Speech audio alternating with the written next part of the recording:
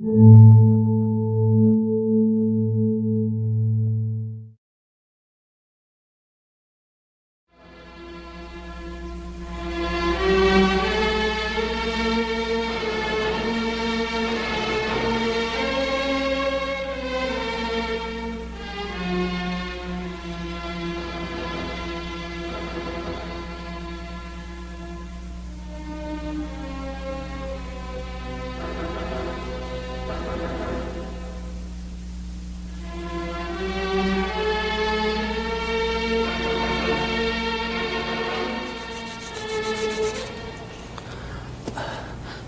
Today we're talking about foreshortening. Now, foreshortening is one of those subjects that, for the beginner, it's a very frightening type of thing. And actually, it's a very logical, rational approach. Now, let's take and just go from a very, very, very fundamental thing, just to really start from the basics. Okay, first of all, if we were drawing a box, now, this box, to start with, totally unforeshortened, in other words, just a simple straight front view, we would see something like this. In fact, we wouldn't see any dimension, we wouldn't see anything. It would just look more like what it does here, just a rectangle drawn on the paper. The minute we take and tilt this box back into space, okay, we start dealing with what is referred to as foreshortening. In other words, we start getting some sense or feeling of a thing, an object receding in space. Okay. Now, this immediately takes and forces us to come into relationship with perspective. Now, I'm not taking and teaching perspective, but you have to take and eventually have a fairly good knowledge of perspective. You have to understand how it works to be able to take and deal with foreshortening successfully. Now, let's just take and start with some extreme sort of generalities in trying to take and sort of fundamental things. Okay, like here, for instance, what we have is, again, simply that box. Now, let's say if this was simply a figure, or this had a head on it, some feet coming down, what have you. Straight front on, no foreshortening. The most subtle type of foreshortening that we get to begin with is where that figure takes and turns in space, where we actually see a change of direction where it's facing to the side. Now, most people, in fact, most of the time when I'm teaching, the student has a difficult time realizing this most basic fundamental element of foreshortening. Because what's happening is that what we know to be perfectly straight and horizontal is no longer straight or horizontal, it's at an angle. But our mind takes and tells us, oh no, that's straight. And so we tend to draw the line straight, regardless of what angle is actually there. So, okay, in terms of talking about perspective now, the first thing that you have to deal with when you start dealing with this kind of foreshortening is you have to have an eye level. You have to know what that actual physical level that your eyes are on. Now, like I said, I'm not teaching perspective, but you have to think about it. So what you have is everything is going to take and recede to vanishing points on that horizon. So if you have feet are down here, okay, one foot would be higher than the other, another would be lower. The shoulders would be at an angle. The eyes would be on an angle, taking and receding this point in space. And in fact, the shoulders here would be going down at an angle out here somewhere. Everything would take and fall on that line. So that if we were drawing, I'll just taking and drawing a head, drawing this head a little bit more carefully, on a perfectly level head that we would be seeing from a three-quarter view, the eyes would be at an angle unless the eyes happen to be on the same level as your eyes are. Then those eyes, regardless of which angle the head turned, would be perfectly horizontal. But if you're standing underneath and looking up at the model, the angle of the brow, the angle of the eyes would be thus. So comparing to the horizontal line, you can see what kind of a line that you're starting to get. Okay. The same thing if we had that same head down below the eye level, those lines would be taking and going up. Now it also includes, of course, the underside of the nose, the line of the mouth. They will all be basically parallel, going off to a vanishing point. Okay. So this is their first consideration that you have to take now, is when you're dealing with a figure, is where is it in relationship to your eyes? What is the eye level? Okay, and then the amount of angle is basically determined by how high or how low it is, and how extreme the turn is. Like for instance, okay, I've got here, about a 45 degree or 90 degree turn away. You find that if the turn was not quite so extreme, then the angle would be not quite so extreme. So it's extremely rational, fairly easily understandable thing. But you have to take and someplace along the line get an understanding, a thorough understanding, actually, of perspective. Okay. Now let's take and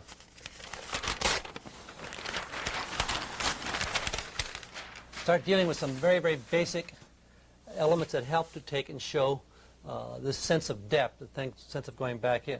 Now first, say if we had two spheres, one here and one here, okay? Now first of all, one might say, well, this one is farther back than that. We actually don't know that. I've drawn one smaller than the other, but there's nothing there to actually say that that is behind this. We haven't diagrammed that space. What I would have to do to make us say that this is behind is to actually show a physical overlapping of one form to another. So we feel this is in front of that. It physically is in front. As in this case here, this could actually be, a small ball out in front. I could actually end up doing something like this. Okay? I'm getting foreshortening, but it's not what we started out with in terms of our thinking. Okay? Now, what I've done here, and now let's take and exaggerate, is another element to this, is we start taking and discussing a little bit, and I will talk a little bit more about this later. Another basic element is the feeling of space or the atmosphere between one form and another. Like, for instance, what I did here is you notice that I stopped the line before it actually physically went behind, so we feel a little air. So if I took and drew this, went back, we feel the atmosphere pulling between these things.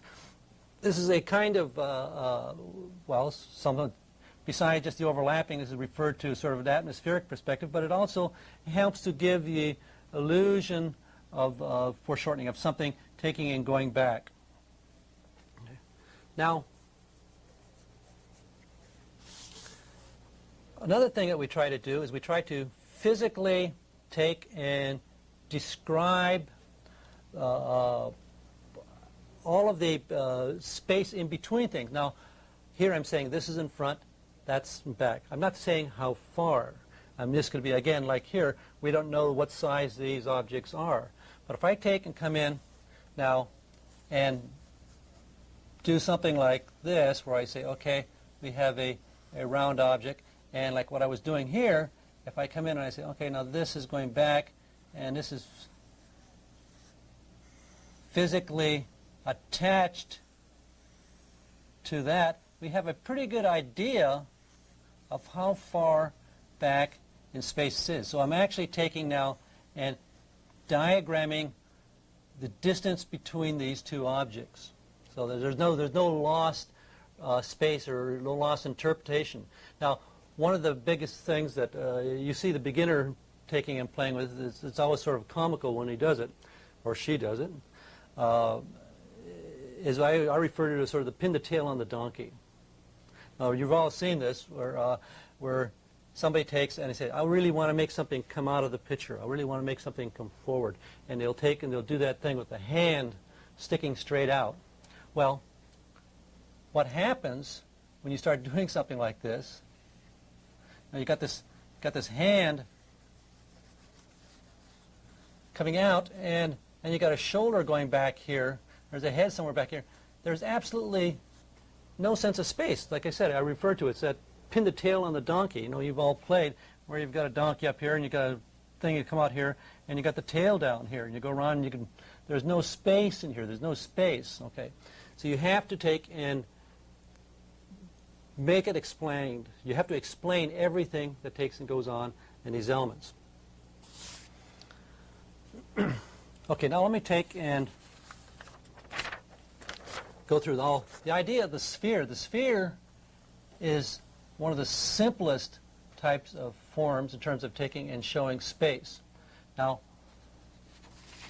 well, one more element here, one of the most important things here I sort of slipped by before we go into that, is that, okay, here I was taking and describing, also I was taking and describing this surface here. What we trying to do now is to going over, like what I've done here, this sort of, we know what a sphere is, we know what this volume is, we know what this going is here. Okay, if I take and say if I'm drawing a tin can, let's say, okay, this is going like drawing a box. In fact, right here, you look at this, and there's no way for us to know that this is a round form. The minute we take and tilt it back in space, though,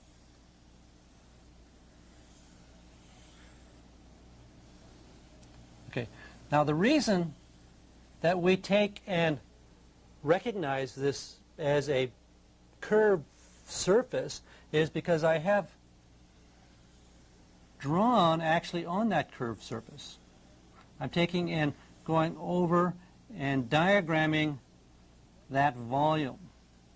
So this becomes a very, very, very important point to take and show, because really when you're drawing, like if we take and just drawing a simple box,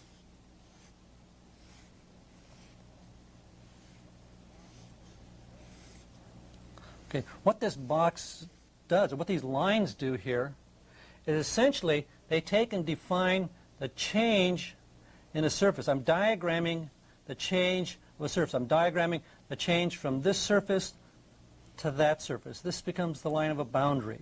The same thing goes from here to here. And of course, these lines that I've just drawn on here take and describe that surface. So basically, this is what we're doing. We're taking and we use lines, we use tones to take and show the change of how this surface, which way it's going. Okay, now these are all really very, very important for taking and seeing and understanding how things foreshorten. Now let's just take that basic idea.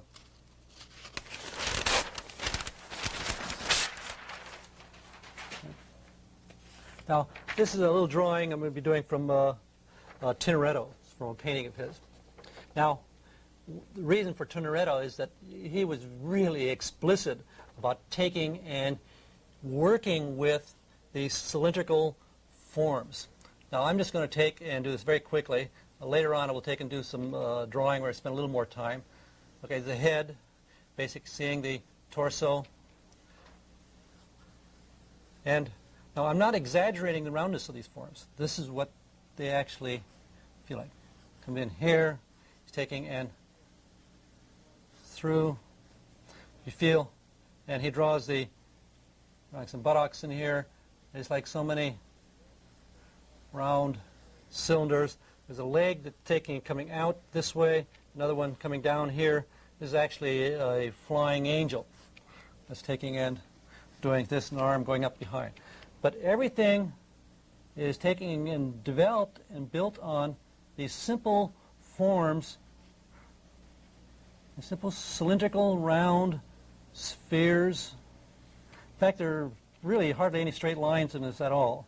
It's all just round, maybe a sort of a connecting form, but even the calf of the leg here you find, you take and pull this thing in, and the foot, out, lower leg, doing the same thing. Round, round, He uses drapery. The drapery takes and does the same thing. He just takes it and he wraps it around. He's diagramming that volume more. Now, notice the other thing that I'm doing here is that I'm practically exclusively working across the form. I'm taking, and like drawing that tin can, I'm taking and going from one side of that can, one side of that form, to the other side. It's the most sensible way to take and try to show the volume. When you take and start doing lines that are parallel, they tend to start flattening out. So we're continually going across the form to take and show volume. Okay. Over. Now you can see very clearly how he makes use of this primarily overlapping form. It's the idea that we see one form fitting in front of another form, which is the basic thing that he's using now. Now another thing, and where foreshortening gets its name, really, is the fact that, of course, when something comes towards you, it looks shorter. In other words, this leg looks considerably shorter than that leg. So we're getting a scale change here. Okay, now I'm going to take and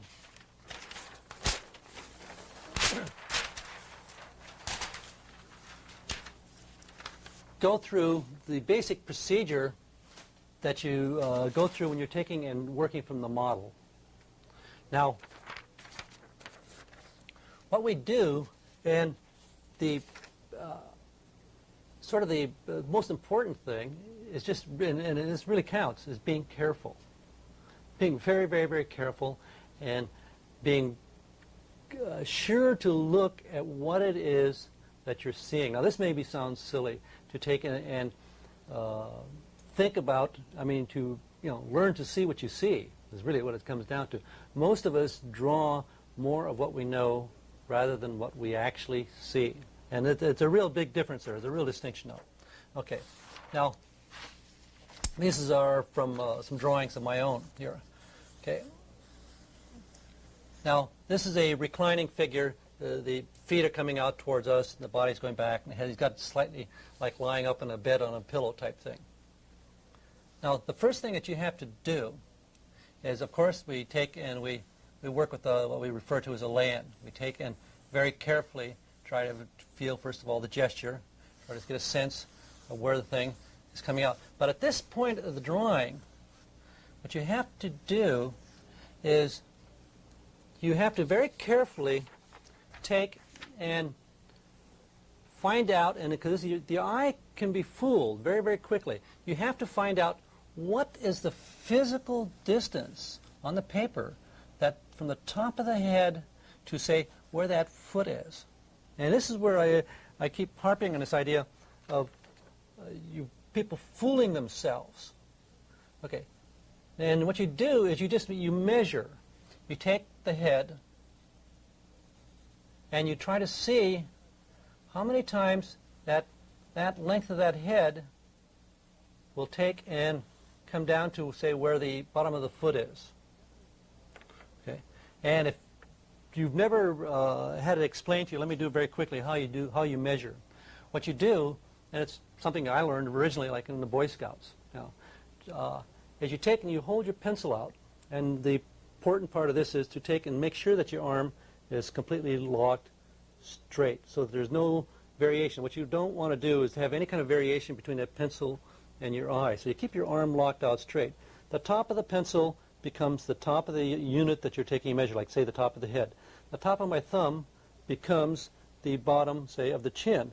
And then I just take and I sight down, and I try to keep an equal distance between my eye and this pencil, looking at that model, and I take and just move it down and measure to see how many times does the model take and come out. Then it's a proportional thing, so regardless of what size the drawing I'm making, if I'm making it this small or that big, it doesn't make any difference. Then I just take and count the number of heads down, and that's how far that bottom should be. Okay, so it's a very, very basic type thing. The next thing that you have to do, so let's write these down. So the first thing that you're after is, we're talking about laying it in. You're after the lay-in, and we use measure to take and help us figure out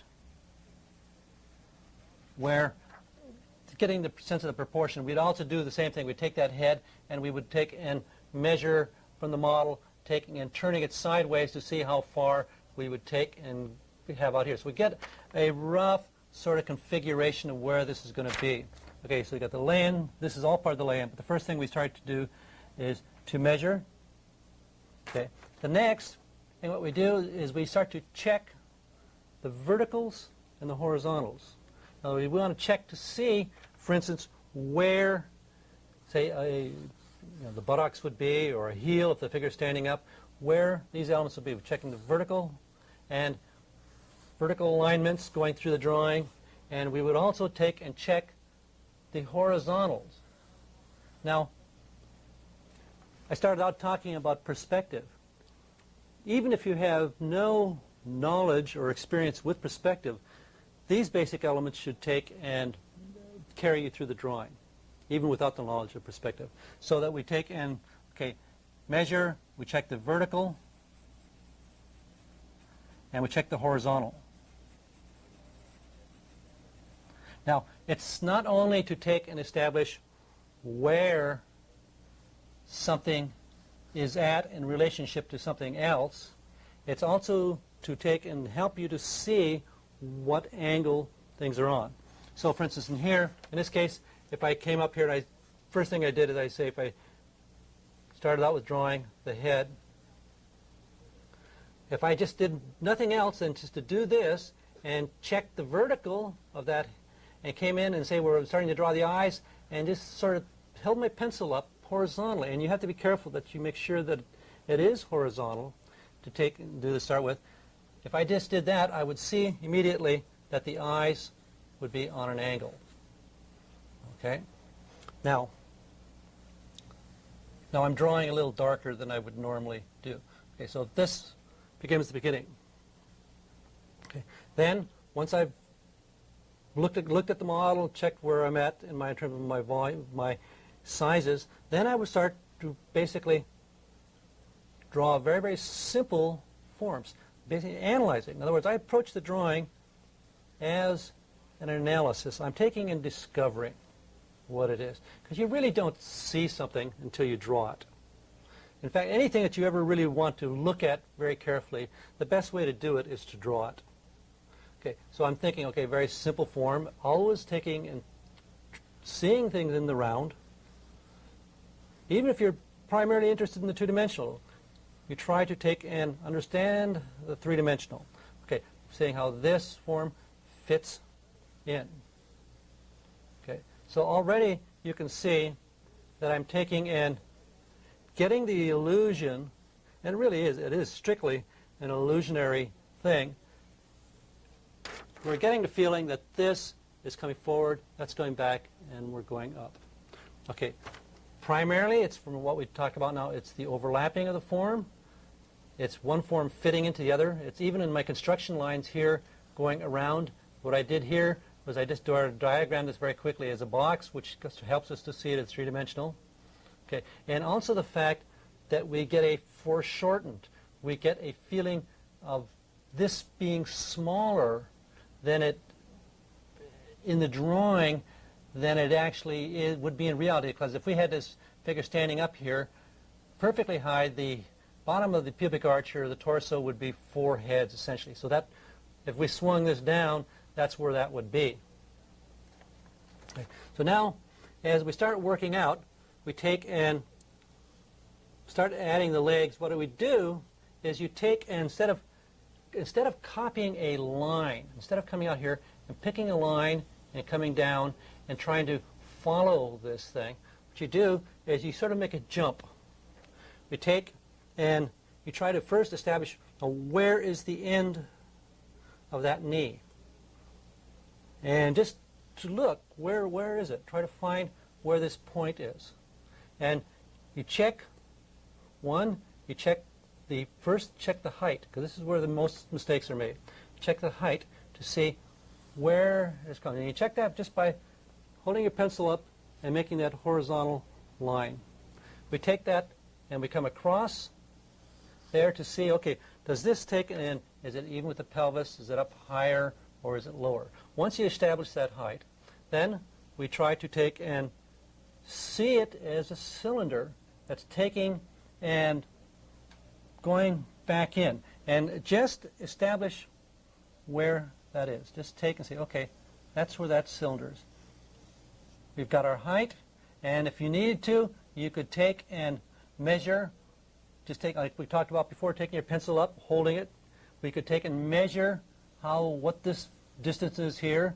We could take the whole leg and measure this to see how it fit in from there to the head, or we could take the head and measure across to see where it should be. Okay, but first it's this height.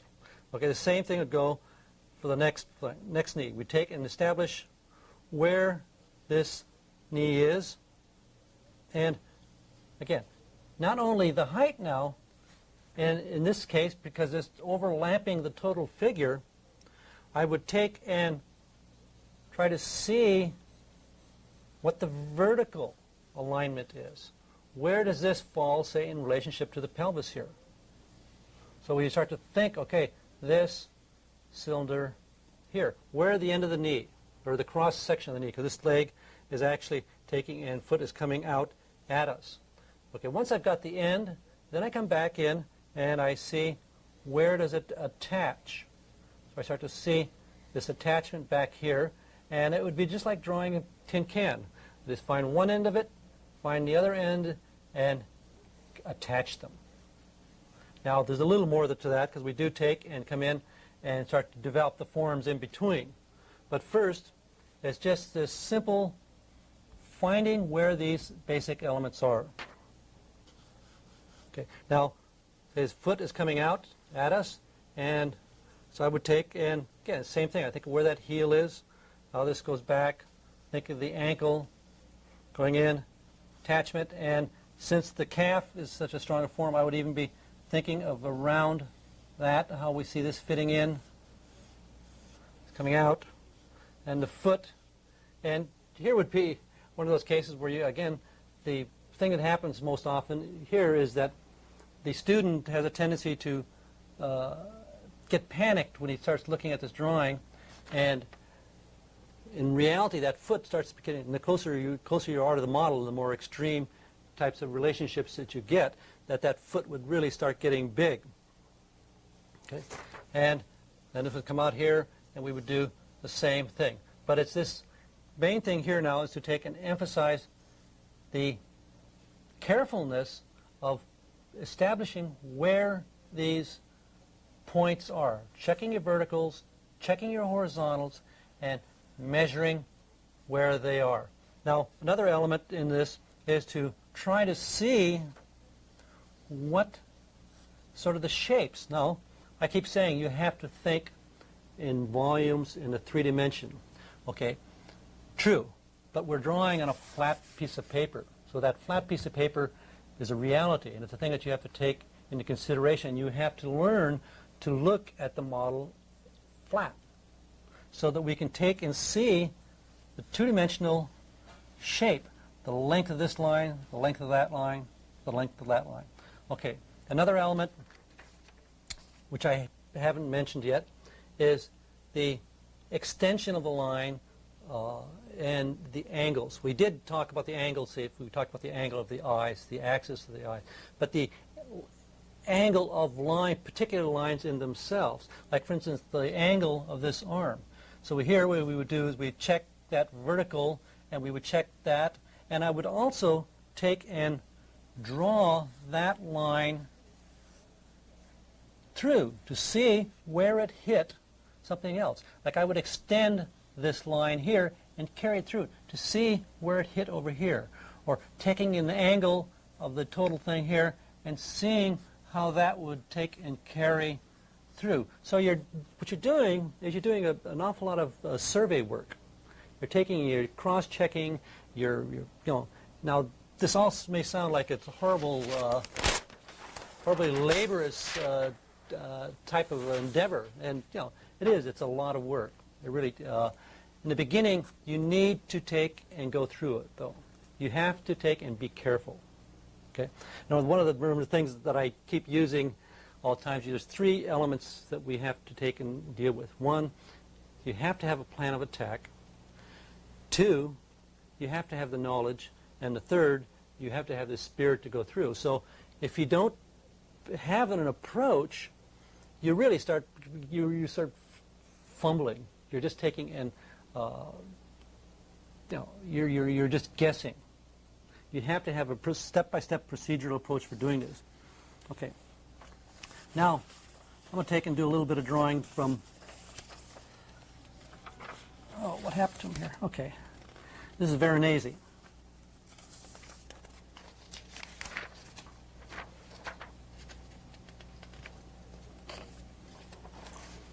Okay, now this is Paolo Veronese.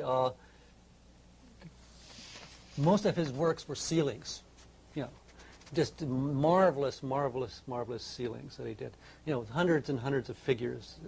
And so, of course, they had to really have this thing down pat. Now, these are just a couple of figures, and I will try to draw this sort of in the way that actually he drew it. Now, I'm drawing from a finished ceiling, a fresco, but in his own drawings, he used a very, very simplified sort of shorthand, where he would take and block in, like what we've talked about. Notice right away that I'm taking, and since we're looking up at this figure, first thing I'm doing is I'm taking and getting this angle. And the fact that, for instance, like the shoulder is coming up over the head, feeling this thing down very simply, thinking, okay, it's round. Already we take and have a good feeling of foreshortening. Okay, the leg becomes proportionately long now because we're taking and feeling. This gets smaller as it goes away from us. Again, foreshortened. Okay, she's got a lot of drapery on her. Now, the hand down here, this one up here. This right here is the main reason I wanted to talk about this was, again, in doing this hand, like doing an arm coming up here, like this, and then an arm down here, we get the feeling that we're looking up underneath this. We get the feeling that we're underneath and we're actually looking through that. The whole illusion would be destroyed if we came up here and started drawing. We drew the hand straight across up here or something like that. It would not get that feeling of looking up. And he does exactly the same thing Tintoretto did. Takes and really uses the drapery going across the form, around it. He's diagramming the space going around. And the same basic procedure, not like what I'm doing here is what we did when we were talking about the program about sketching, is that you first used to go for very, very simplified general shapes, and then we take and go for the volume. The same basic thing, but here you can see it going around. Again, remember, just try to analyze everything. Just think of how would it look if it was a tin can? How do we take, in terms of feeling that thing going back up? Okay. Over. Okay, now he's using several elements here. He's get this drapery going behind, and he starts pulling more drapery in front, getting the overlapping we talked about. So you really start feeling that form going up now. Okay. And this hand is way down here. Okay. There's a That's a lion, I guess. Okay. There's a lion. They're all standing here on this sort of outcrop rock cropping here that we're looking up at. There's a lion standing here. And again, remember the idea of perspective, things having a vanishing point. This lion is just sort of standing here, but the eye level, or the viewer's point of view, is way down low. So this lion standing here is foreshortened. And first, let's say draw this like a box. If we saw this going back down. So again, it's like with the arms, we get the feeling that we're looking at the underside of this. And in fact, it is like in a box, you can't see the top and the bottom at the same time. In other words, we can't look at that and see the underside. So, in other words, in here, obviously, we're looking down at it. Okay, here, just that and you'll be surprised how often that type of thing happens. You're thinking with your drawing, seeing the underside of this.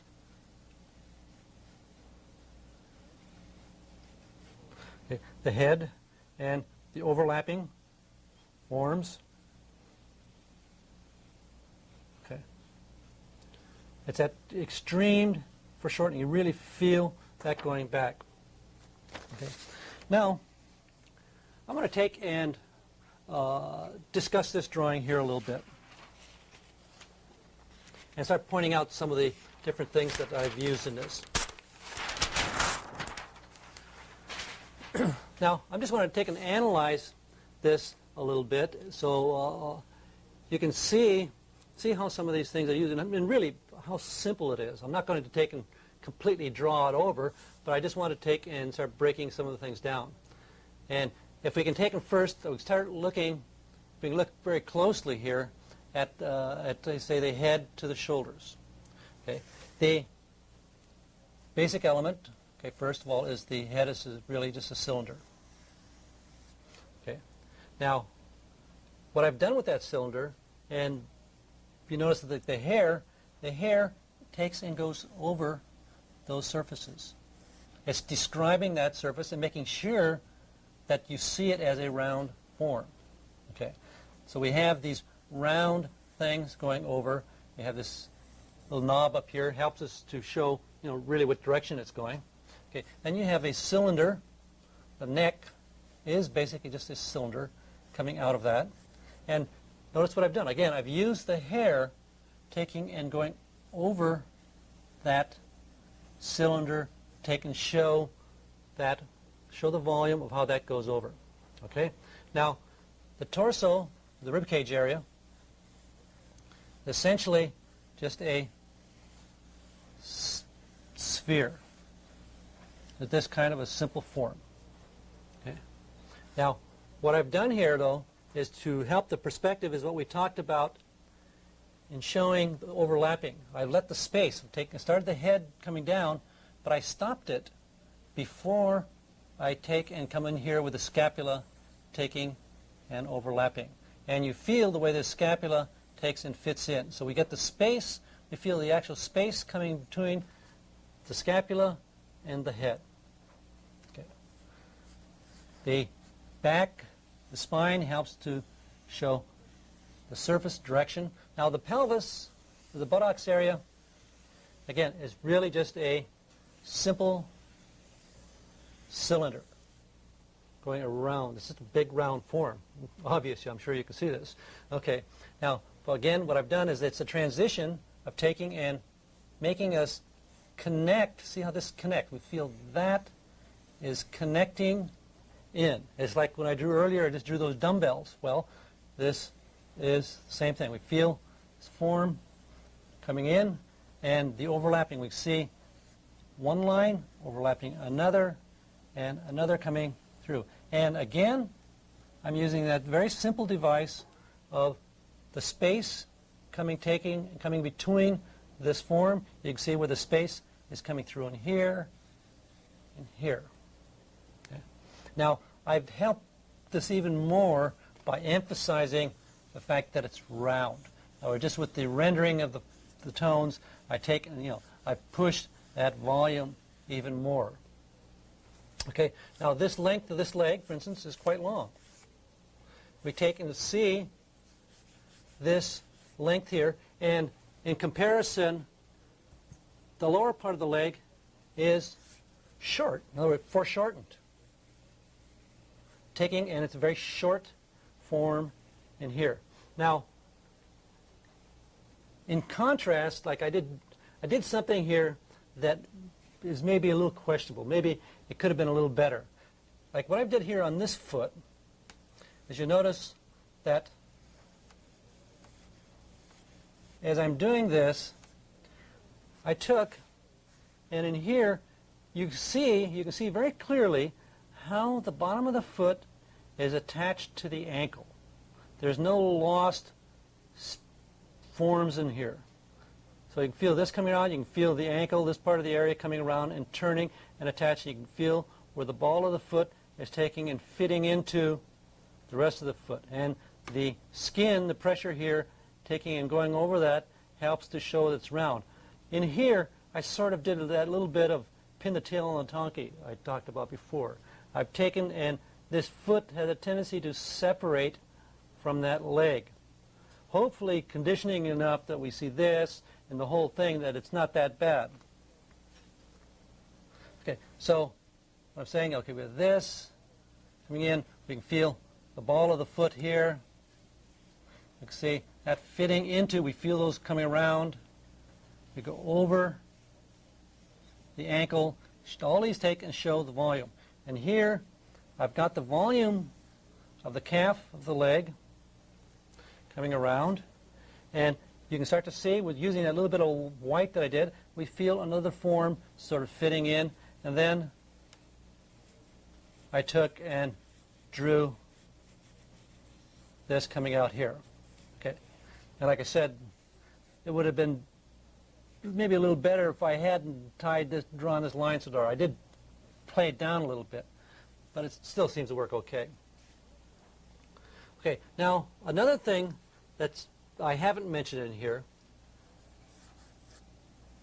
is that it's always useful to take and use the elements around the figure. Use the objects that are the figures with, or even make things up, to take and try to diagram the space. Okay, obviously now here, this sort of ledge or pillow here that she's leaning on helps to take, and the shadow coming down helps to diagram the space that's taking and going on in here. We feel this to this. It gives us an environment for the figure. Okay, we feel the pillow going back behind, and even the shadow being cast by this. The diagramming of this. All these help to take and show where it's at in space, because that's really what we're discussing. Okay, what I did here is very simple. At this point here, I just took and I created a couple of lines here so that we can start to see. It helps to pull this out. By making this plane here, I come in, and essentially what I was doing was this. I was taking and saying, hey, this is coming out here. I could have carried this out on the other side. I said, then we feel this plane. We feel that surface going back in, and I've got some white drape, a little bit of white pulling through here, and we feel that. So what I'm doing is diagramming that atmosphere. So we start to see these things stepping one back after the other into space. Now another thing that I've done is that I've emphasized this stuff here more than I emphasize the stuff back there. You notice, for instance, like the arm here, as it goes back behind, it starts to fade out. There's less concern for the light back there than there is for the stuff that's closer. I've developed these forms more. I've emphasized the contrast more. As things recede and go away, they become less contrasty, and you have, they're just grayer. They're less definition, less detail. Okay, now let's take and bring up another element.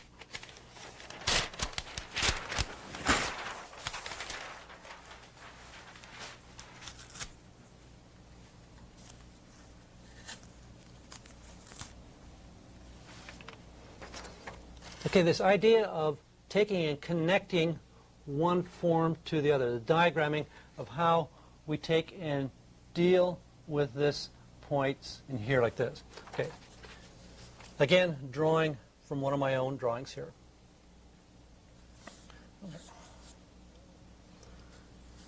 Start with head. Again, just think of it, simple cylinder, which it is. And actually, as you're doing it, try to diagram, see how things are going, you know, where it's at in space. Okay. Neck, feeling the cylinder, see how it fits in. Okay. Thinking down here a little bit, trying to feel a little bit of the surface of the face. Okay. Shoulders. First, I'm thinking of primarily just the angle of where this thing is going across through here. Then, in a complex pose where something is coming out at you so strongly that we really have to see through. You draw as if the figure was made out of glass. It's transparent. I'm trying to see that rib cage going back in. Shoulder is taking and coming out. Here, the other scapula is taking and sticking up. Again, I'm here, I'm thinking of verticals. I check see which is, what the angles are. Eventually, you do this pretty much all simultaneously, and it becomes relatively intuitive. But until that point comes along, you have to do it mechanically. Now here, for instance, I would go out of my way to take and see that curve, really feel that spine going back. Okay, the scapula coming out here, and going back, the waist would be down here, arm going here. Okay. Now, start up and build back. I would start by taking and saying, okay, first, and I'm just not worrying so much about the head, the face here. I want to concern myself with how we connect these forms. Start to see, pushing the tone back. Start to feel one form fitting on top of the other. So we start to get a progression of a series of forms stepping back in space. Keep going back. We get this form here. We feel that sitting on top of another form. This. And it looks rather abstract here, but I want to show you the mechanics very clearly. We're overlapping, but they're all one fitting on top of the other. I'm using here basically the indirect lighting that I've talked about in the past. Okay. We feel going around, and we feel the corner of the form here. And I'm continually trying to work around. You see what I'm doing? I'm going around the form. And now here, start to feel, think of the scapula sticking out. And you make a point out of now of diagramming, seeing this coming in. Really feel like this is going back and behind this, pulling over. And now I would do the same thing. As this goes back behind here, I would pick up the lines at the back here, and I'm drawing over that surface, this curved surface of that back. I feel this coming over, picking up. Use the anatomy as a tool to help show what you want to show, rather than to be concerned or preoccupied with being anatomically correct. Feel muscle, okay? But you see, it's going behind. Being very careful about thinking about how these things overlap would come through. And now here I would take and make sure, you see, I'm really exaggerating how that scapula is coming out. We're really making, it's really almost abstract, but you can see how it really becomes form. I'm just looking at this coming out. See it pulling over. And I should probably here take and do a little something to make us see this neck start to feel this pulling down. This head is actually a little small. Now, to keep this thing going, I would take and start feeling the forms up here, to here, to here, carry them through. Start to see how this takes, and it would be coming down. And so the eye will take and try to complete things. The eye will take and make assumptions, or I should say the brain makes assumptions, that when you start a line, the mind tries to complete it. Like, for instance, in this case here, if I took a line like this, in your mind, you tried to see this. Okay, if this case, just this little bit, along with this, along with this, and what I would do here is to take and come in and emphasize this. The mind is taking and completing that. Then it just becomes a matter of taking and making the forms that it's a part of believable. I start to pick up something in here. I can start to throw in a few more forms in here. I can start to come in and stick things underneath, pulling through, coming over. Start some more. I can take and start feeling a little bit of the waist. You can start to take and start developing more, round and around and around, but continually making clear about how one form fits in front, where it's at. Avoid ambiguity.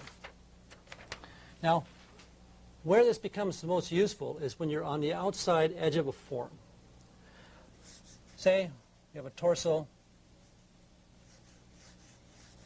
very, very simple form coming down, and a very, very subtle kind of foreshortening that we deal with all the time. Pelvis is in here, and the figure is just, say, slightly bending over. Now, this could be with clothes or nude or what. It doesn't make any difference. The natural tendency is when people take and see, a student sees something like this, is to, and they say there's a lot of folds, is they come in and they do this. Okay, we got folds here, we got this, and they start, maybe we get this stuff going on here. Okay, what happens, you have to be very clear about these. These are the greatest tools you have for taking and showing how one form fits into another. We take and try to very clearly pull that overlapping, and we draw it. We imply, like what I was talking about here, we imply this form being carried through the complete form. And we would take and let's give this object here a little bit of extra fat, so you can actually now you start to see a ring taking and working around. You really feel this thing fitting down. Okay. And this becomes a great tool for when you're dealing with an extreme foreshortened thing to make it seem like it's stretched out. Like when we start taking, let's take this same figure here now and really bend it over. Let's give it some extreme foreshortening. And let's just take and push it back in something like this, okay? So we really feel this going back and up here. Now, to make it seem like this is a greater distance in here, what I do is to take and then start to do this. Come in, looking around, pick up another form, go through, pick up a corner, through, come underneath, got another form going back underneath here. So it starts to seem like it's farther and farther away from this point to that point. By taking and developing, adding these forms, think around coming through and over. We had a game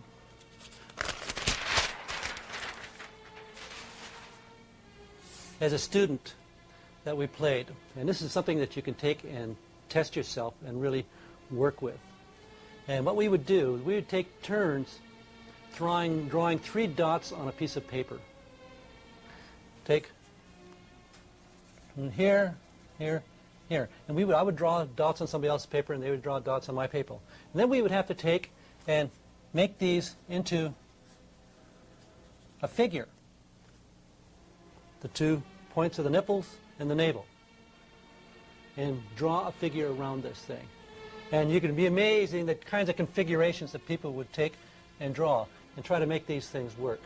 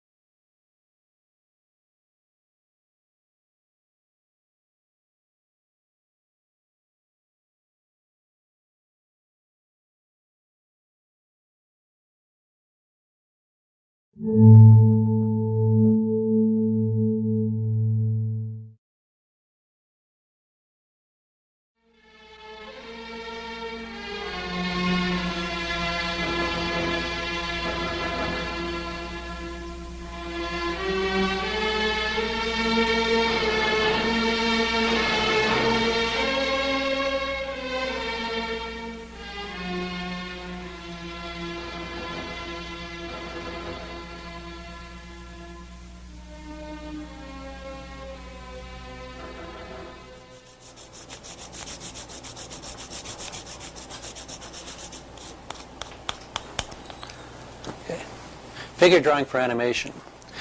When I first started teaching in the training program at Walt Disney Studios, it never occurred to me that there would have to be a special kind of drawing approach for the animator. The thing that amazed me was that for animators, basically these are people who are gone to art school, or some haven't, but they're trained artists, professionals working in the field. And there was this fantastic difference between what they did, for 8 hours a day, to the kind of thinking that they brought to when they started working from the model. There was it was like night and day. It's like there was no relationship from one to the other. Now, the purpose of the training programs was to take and bring the understanding of anatomy, of movement, of structure, form, to the animators, because people don't realize this when they try to get into animation or trying to get into the business, that the knowledge of the human form is the basic knowledge that everybody requires. In fact, looking at portfolios, when people are applying, what people are looking for are life drawings, not cartoon drawings. They always think that, I always see these again and again, and I get a chance to look at every now and then of the portfolios that come in, and people will have drawings of Donald Duck or Mickey Mouse or something like that, and those aren't the things that really people want to see. What they want to see is how well they take and treat the figure, how well they understand form. It's the basis of everything, and particularly in their ability to take and capture movement. the flow. The drawing has to have a sense of life to it. Now, the needs of the animator take and determine the kind of drawing that they have to do, or what they're trying to achieve when they're taking and drawing from life. And this is where I was surprised that there was this great difference. Because in animation, what we're trying to achieve is a certain sense of volume. Now I'm talking about Disney animation primarily. I'm talking really about the classic craft. The thing that we have to be able to communicate is this believability of volume, of movement. The characters that we draw have to be alive. We have to be able to look at those characters and see that they're thinking. There's some kind of a thought process going on in their minds. Now, what we do in the animation drawing, and that never seemed to get across into the studying from the life, was that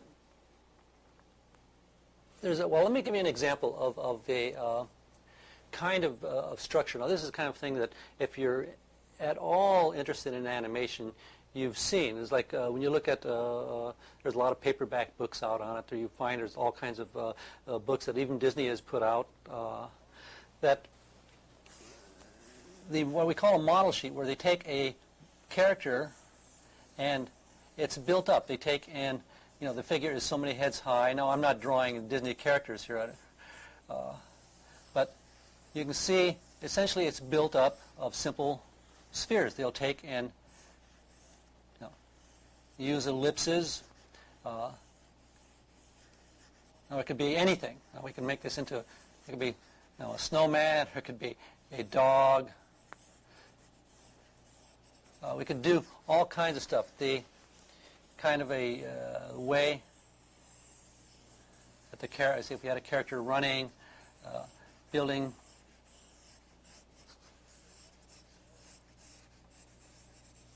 this sort of almost amorphic type of form. Okay. Now, like I said, what amazed me was that artists who were taking and doing this day in and day out weren't able to take and bring the same thinking over into taking and drawing from the model. And part of it happens to be, I think, in the way drawing education has been for the last 25, 30, 35 years, where the primary concern has been more of an emotional approach to drawing, and also where drawing was what we refer to as sort of as more of an illustration approach, where the concern was more for taking and copying sort of outside shapes of things, where we would take and it was literally sort of copying the model, so it is a two-dimensional type of thing. And just trying to see how well somebody could reproduce something. Well, the demands of animation are that what we have to do is we have to look at the model and analyze what the action is doing, so that we can draw that figure from any point of view, so that that particular angle that we're looking at is not necessarily the most important thing. That we would want to be able to take, and like what we do every day working, is to take and draw from our heads, draw from your imagination, draw figures from any angle doing anything that we want them to do. You have to be able to construct, to organize your drawing in a way that you can make, like taking drawing something like this, so that if I said, well, this guy, say, is running here, maybe I would want to see it from a different angle. Maybe the art director, or the director would say, well, I don't like that angle. Maybe he should be coming more from a straight out in front view. Maybe we want to have to start taking and doing something like this. Maybe the guy's got to be, coming at us. Okay, we have to have the ability to take and visually construct and turn and work this thing around. Okay, so let's take and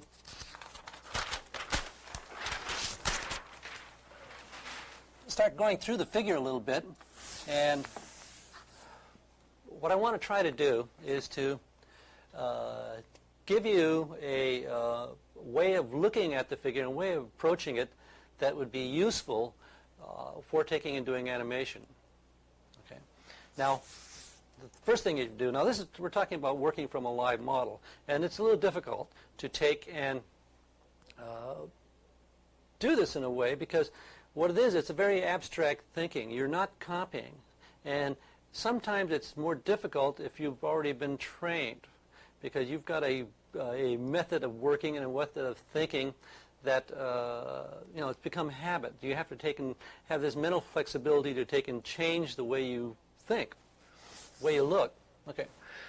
Now, the foremost and primary thing that we're after in looking at the figure for animation purposes is the action and the gesture.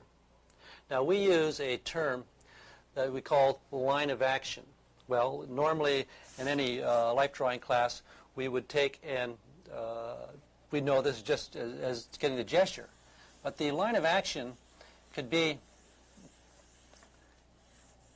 what you try to do is you try to find a most simple movement going through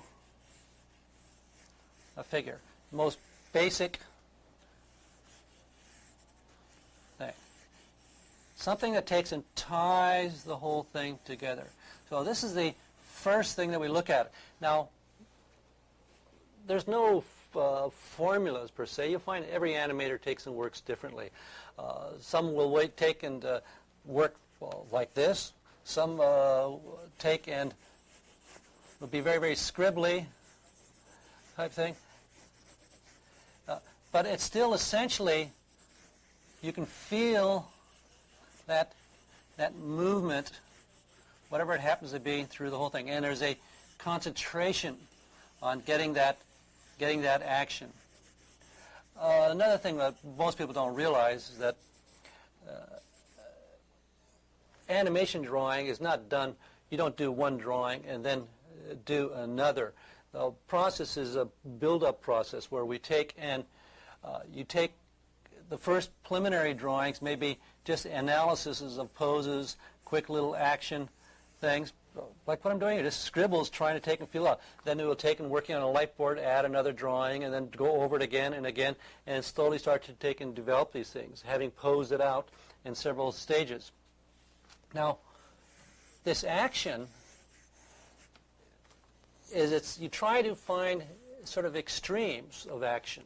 You look at the model and you try to translate this into sort of what is the ultimate of that pose. So just taking and starting something like this, now maybe this doesn't quite do it. Now this is a very simple type of thing, but maybe we would want to take and show maybe a little bit more.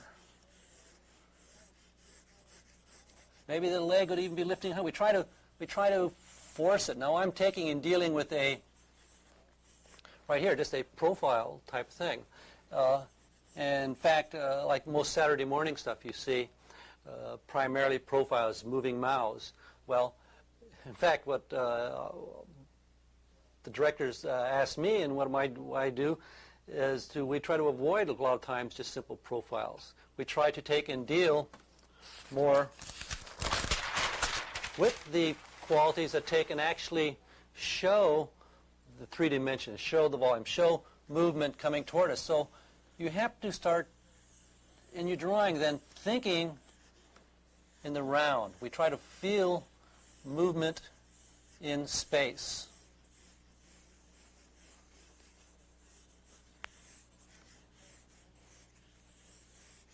So you try to sense this. Now all of this demands, and I'll keep repeating this, is it demands the ability to take and see in 3D. Now, not to take and play down the fact that, of course,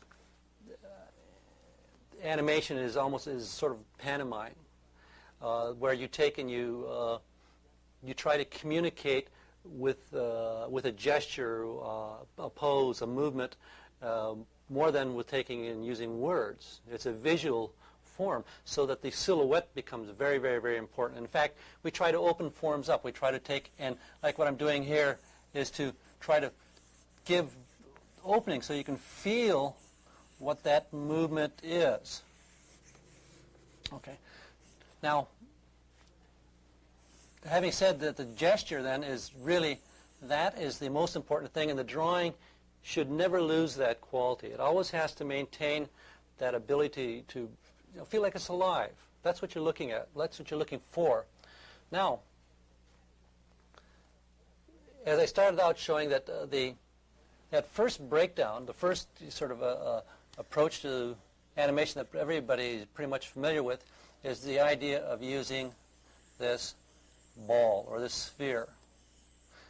Taking and say, this becomes the basis for sort of everything. Every character, whether it's a horse, a monkey, a squirrel, a dog, this becomes the simple basics. Then we start to take and add things on to that.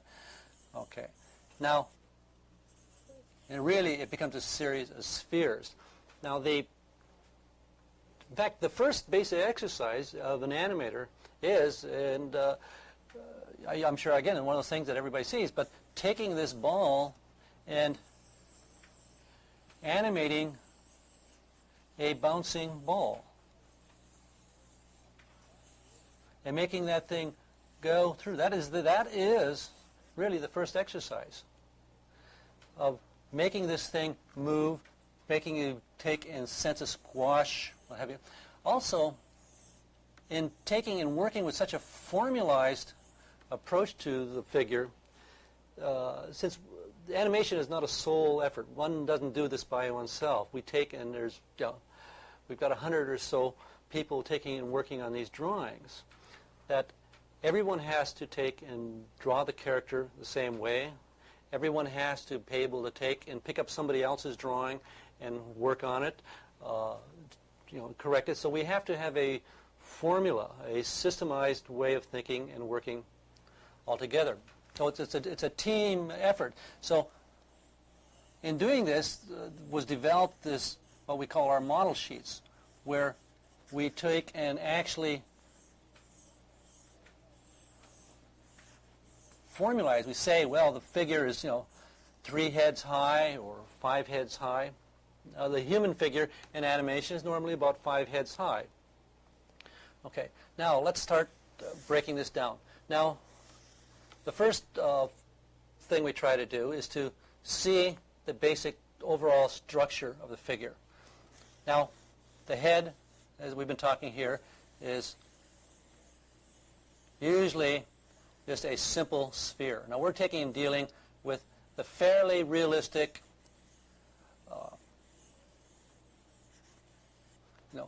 human form.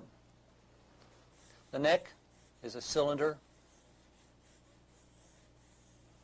and the torso is a combination of a couple things. One, well, let's start with first the overall shape, and then we'll take and break this down a little bit. And the first thing is sort of we sort of jokingly call this a basic beanism. In other words, a basic bean shape that takes and becomes all kinds of different things. You could take it, it can become a dog. You could become a human standing up, what have you. But it's all based on reality, and this is the part that is really important, where the study of anatomy, where the study of the actual form is really so important. It's reality. We're always trying to communicate reality. So this really is the first basic thinking about it, is we try to think that we have 2 simple spheres, one taking and building and fitting on top of the other. Okay, this taken represents the rib cage. This takes and represents the pelvis. And we try to then use these forms as the basic building blocks of what we're doing. For instance, if I was drawing a horse, I would be taking and starting out with same thing, thinking of the rib cage of the horse and the pelvic area of the horse. Then we would be taking and building on top of that. And the legs, and actually we're taking and analyzing how these things, one builds, how does a horse run, how does a horse walk, what have you, the same thing that we do with the human. So we take and see these simple basic forms. Now, as you're going from one character to another, we take and, say, modify these forms. You would have the size of the head. These are all tools that we take and use. So the rib cage could be smaller. Say if we had a rather heavy bottom person, we would just take, this would be smaller. We would take and start to take and develop something bigger here.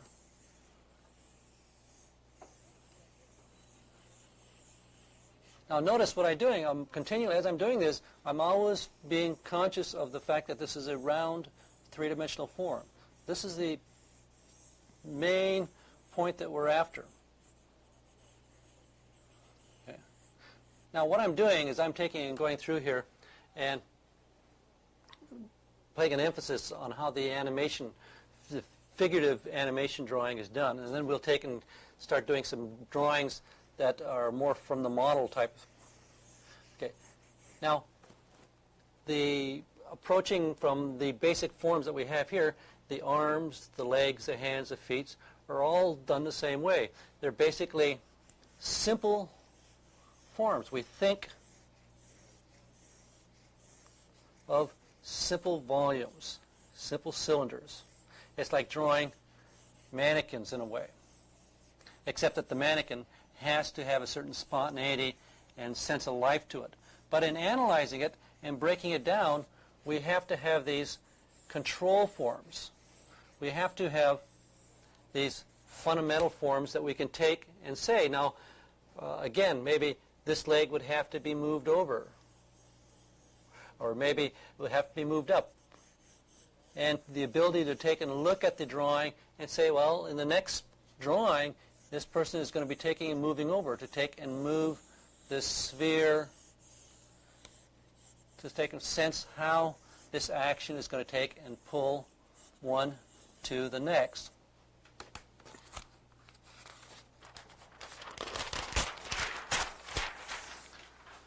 Okay, now I'm going to start with the head and work my way through the figure very, very quickly and try to break it down into simple forms that you should be using when you're taking and looking from the model. Okay.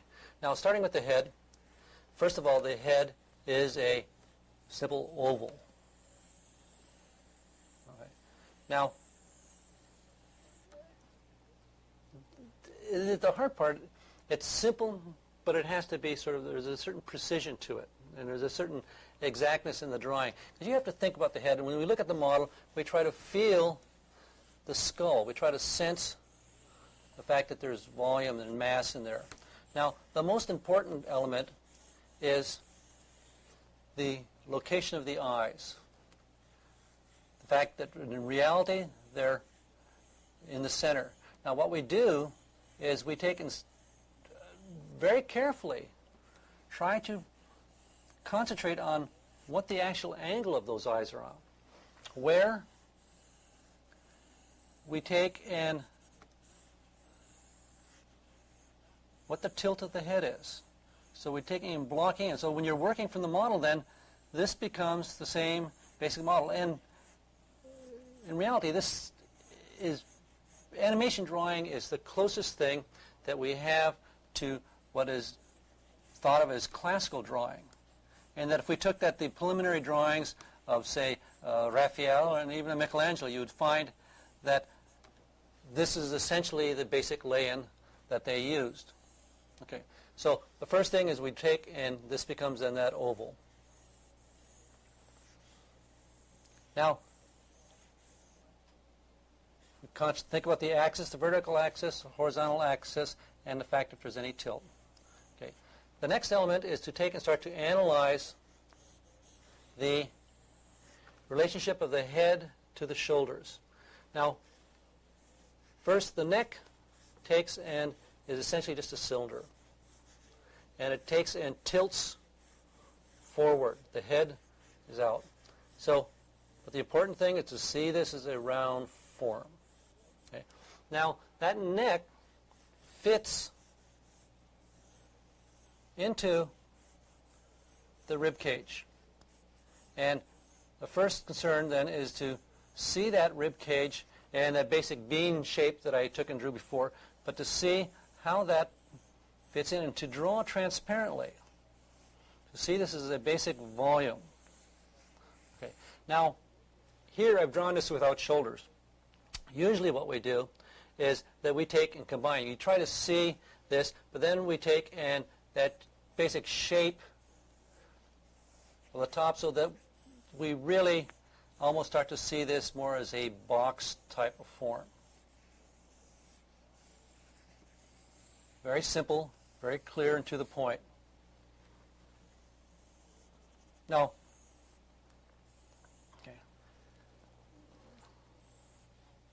okay, now this is a simple front view here. Now, what you find now is that we take and you have to look at the model and start to see the differences that start taking place. How, for instance, on a female, that neck appears to be longer and narrower, and we start to see this more of a sloping quality. The fact that the rib cage appears smaller because of the angle of the thoracic arch, but we see this basic simple form to start feeling, looking at the shape, what starts to communicate. So we take and start to exaggerate. We try to see what those basic qualities are. Okay? Now, the danger, or one of the things that we find is is a problem in taking and drawing the figure like this, is that there's this almost an oversimplification. You have to take and work at really looking at reality. You have to see it so that I may be drawing this thing. Now I'm drawing this as a simple three-dimensional form here. But what happens, it's so easy to come in, and this is because of the tradition of training that we have to deal with right now, is that most people look at a model and they come in and they see this and then they start to draw something like this, instead of drawing that simple form, one fitting into the other, so that we can take and build with that form. Now, the head and rib cage, there's a certain flow to it. The head, naturally, when we stand, nobody stands perfectly rigid. Nobody stands like this unless it happens to be a palace guard or something like that, and then it becomes a caricature for that certain gesture. Most people are standing sort of relaxed, slouched. The head tends to come forward.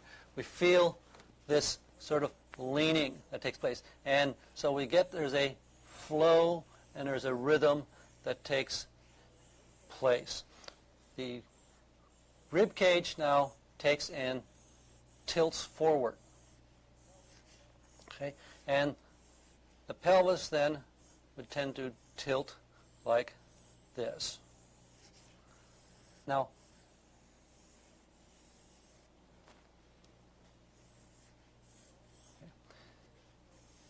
so we try to see this. We try to see this movement and start. Now, quite often it's like we don't draw too many nudes in our animated films. Usually they have clothes on. So we try to take and communicate this basic shape and this basic feeling through the drapery. So say we have a character standing here, and you sort of get this gesture, we got this feeling that's going on here, and we try to analyze the pose. And you're continually analyzing. You try to see, okay, here, try to feel how this, try to feel pull coming out here. And I would use, for instance, say a belt to take and start to show the fact that it's round, that there's a certain tilt or gesture to that. It could be, make it a tunic. We would take and feel, we could even have this sort of sticking out. It sort of helps that action. Okay, trying to sense, okay, this, but it's that building underneath, using seams in a shirt, a collar that would take and go around to help show that volume.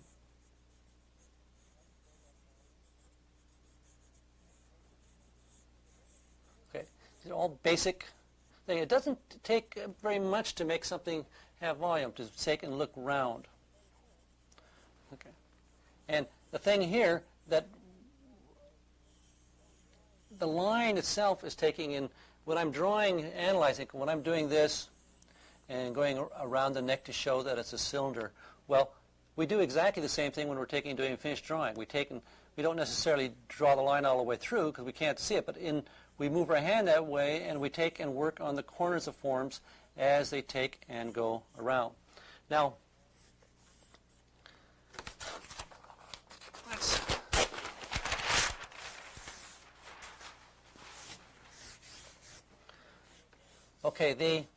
now let's go into that torso a little bit more. Now today, in the animated business, you see a lot of He-Man type characters. And everybody seems to be drawing these sort of big, muscle-bound characters of all these heroes. Okay.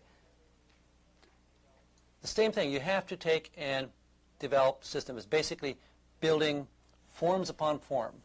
We sense first, you try to, so that you can turn. In other words, we want to be able to take and turn this character in any angle. So we try to see these simple volumes, these simple masses.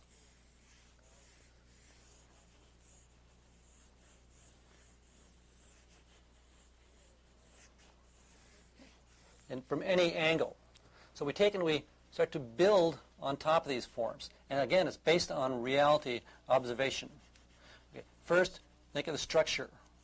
You have to know how a rib cage is built and start to understand the basic cliches, how to sense of how the volume is pulling in here. You feel where the bottom of the sternum is, where the corners. There's a certain landmarks that we take and think. Like, for instance, when you're looking at the front of the figure, we have the pit of the neck, bottom of the sternum, the sort of the thoracic arch, the navel, corners of the pelvis. Okay, these are landmarks. Whether I'm taking and dealing with the front view, three-quarter view, these aid me in taking and turning a form, seeing where things are at. Getting the perspective, seeing the foreshortening.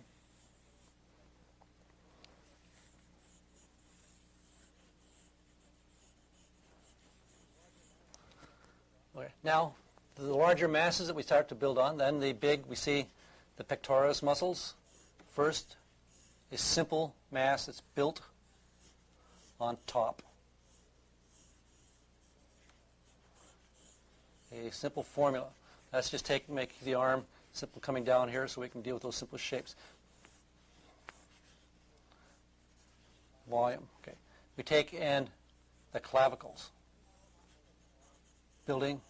Now these are all cliches. They're all formulas. We feel the trapezius muscles in the back. Now, we would start to pick up, even start, say an arm is out. We'd have latissimus dorsi. We'd take and start dealing with deltoid muscles. But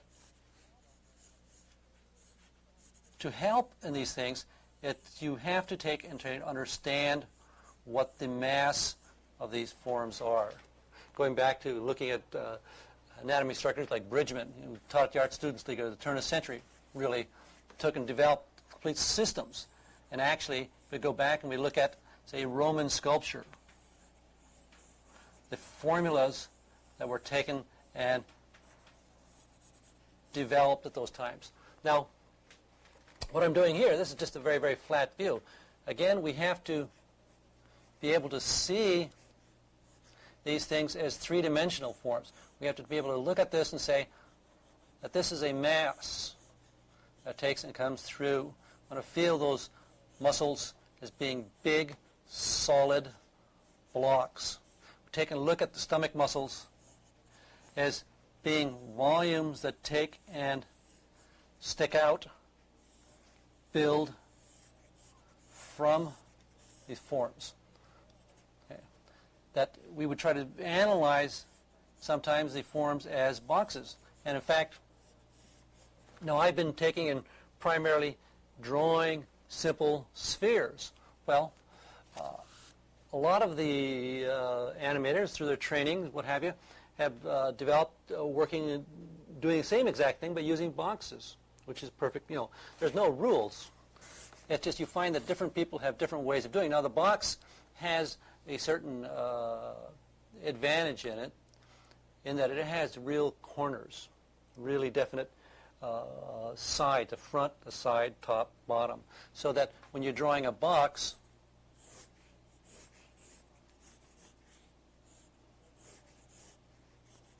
we can take and turn that. We can take and make this, lean over more. We can go back and space more. We can do anything we want with that box. Of course, the prerequisite being that you have to be able to draw a box, which may sound sort of fallacious, but be amazed at how many people can't draw boxes that are taking and moving in space, and this becomes a prerequisite for that. So to analyze the form. Now let me take and do some drawings as if I was taking and working from a model and try to break down a little bit. Now, okay.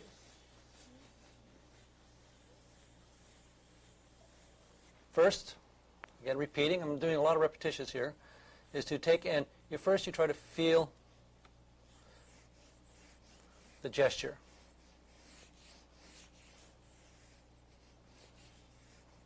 Whatever that happens to be. And the thing is that we try to stay away from the static type thing. Okay, first you take, and this is as if I'm drawing exactly the way I would be drawing as if I was drawing from a model. So it's you're analyzing. You're trying to see how things fit one form into the other. And this is exactly what I teach when I'm taking and teaching in the training program at Disney.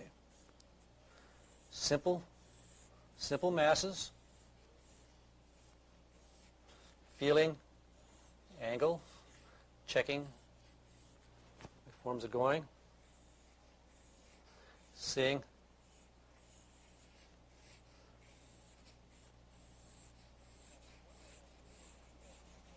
Now, one thing I do that I'm not doing right now is that most of the poses to start with, when we have the classes and the sketch groups, are 1 minute, 2 minute, and 5 minute poses. So the emphasis is on gesture and movement. See me taking in, see, so far there's nothing anatomical here.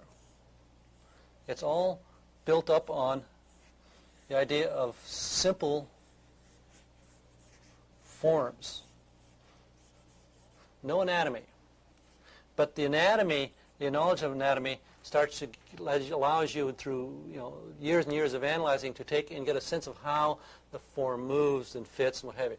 Now, you try to work for clarity. Like I'm trying to see how does this neck fit into that head. Okay. Think of the rib cage as simple form underneath. The way the shoulder pulls, how that fits in. Notice also that I'm primarily concentrating on line. I'm not taking and dealing with tone, because animation, again, is a linear form, art form, rather than a tonal one. The tone is done at a different stage of the production. Okay, concerned about how this takes and comes in, starts fitting into the pelvis or the waist here. In other words, avoiding ambiguity. Okay. Taking and now the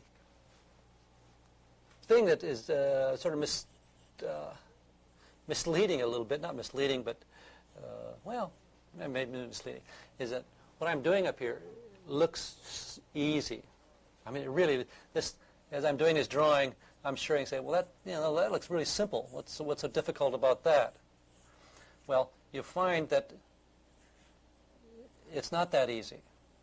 The taking and looking at a model and reducing it down to these simple forms becomes difficult.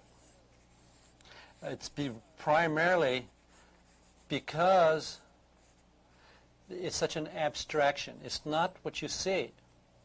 It's not the shapes, the lines, and the tones that you're actually looking at. Now let me take, and I don't want to spend too much time here. I want to take and go through the figure a little bit more. Particularly say, go through the legs and do a little bit with the arms here. Now, when we take and approach drawing the legs, what we try to do, and again being very repetitious here, but trying to make the point here, is that you first, whatever that gesture is, you try to feel, you feel the movement, you feel the flow. Okay. Then we try to establish very clearly what the direction of that form is. So that we have a very distinct idea of where the placement of this is in relationship to that, where we're going. What ways are these forms taking and going? Okay. Then, some of these things are done simultaneously. Like what I'm doing here now is I'm saying, okay, this is the direction of a form. Then the next thing is I'm saying, okay, the volume. Now, quite often we do the same thing all at one time, but you also try to show very clearly what forms now are overlapping, where the corner of the form is, where the end of this knee would be.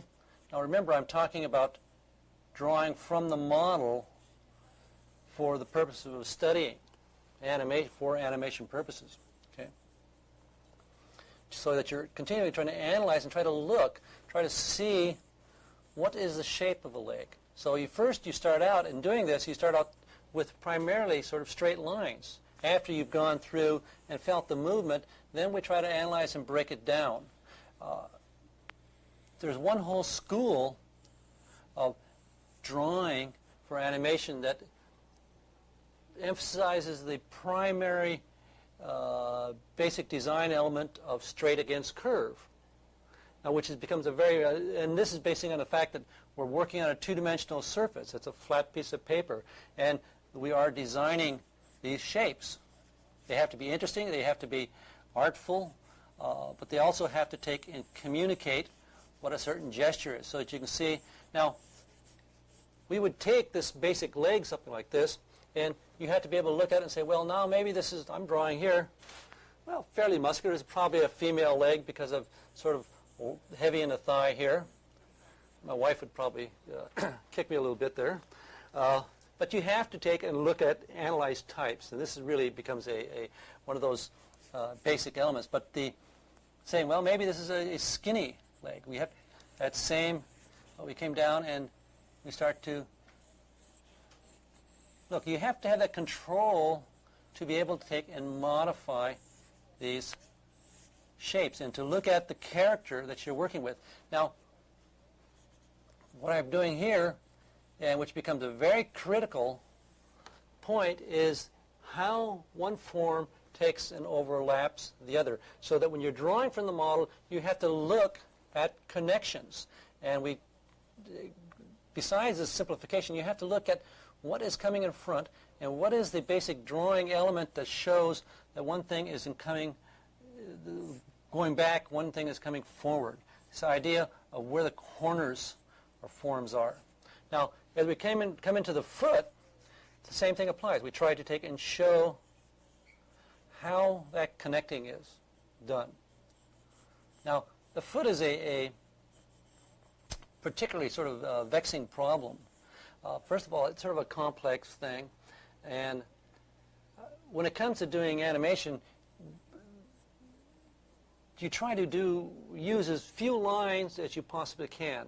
You don't want to draw 300 lines, because every time you do a drawing, you're going to have to take and repeat those hundreds and hundreds of lines. So we don't want to do that. So let's take a sort of a first sort of a realistic type of foot. This is a foot, it's coming out here, and got all this stuff going on. You've got toes, Okay. Start basic sort of formula, quick Renaissance type foot. Okay. Now what we do is to take in working with that reality, we try to see, okay, now that leg is coming down, maybe just a subtle little pull. Maybe a subtle little thing, emphasizing the fact that the ankle's low on the outside and high on the inside. And then seeing that we have a line that's coming in. But to look at the shape and to see this as a simple shape. The fact that the inside of the leg is basically straight, the outside is a little curved, and the fact that the big toe comes out. And usually we start out, we draw the foot as if it had a sock on. So what you're looking at a shape thing. So then in profile, we start to see a very, very simple sort of a triangle, the most rudimentary type of form. Now that can get modified into all kinds of things. We start building up and start adding forms to it. Okay, so then maybe it's a little bit more, but it's a very, very simplified form based on reality.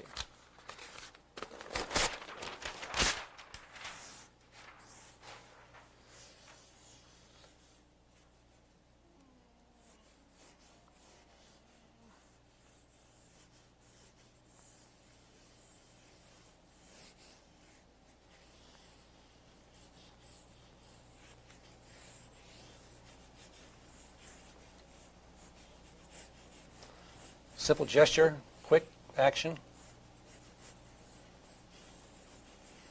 Okay. Circle. Now this is normal type of thing that you see in a life drawing class.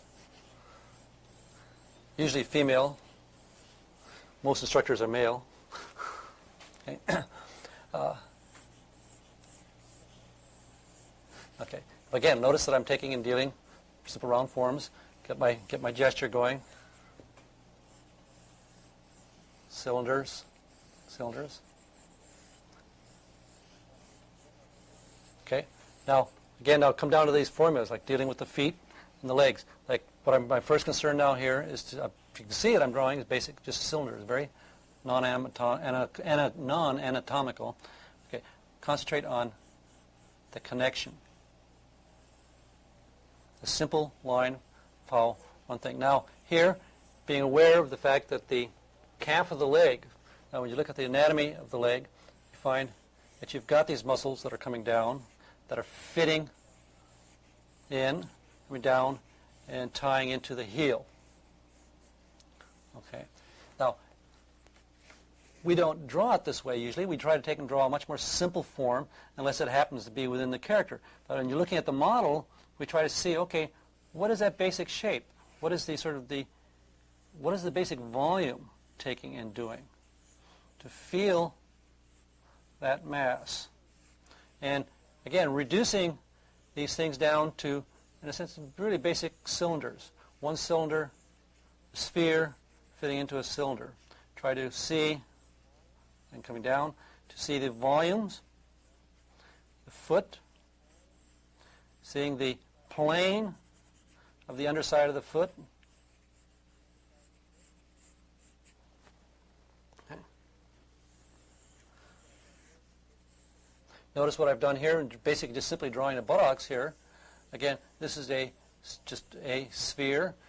Now, one of the things I haven't mentioned yet is that we really try to take to give believability to animation drawings, that we have to be very, very conscious of gravity, of the weight of the figure, of what happens with pressure, tension, when something's being pushed, pulled. So like for instance in this pose, I would probably take and make a point. Okay, this part is dropping, this leg is lifted. The pressure, the weight is going up on this, so we really feel the pressure, the tension pushing in here, and start to really make us feel that buttock sticking out, feel that stress that's going on, this hip, the lifting up. To dramatize the point. Okay. To say, okay, that rib cage is really pulling out. Simple form.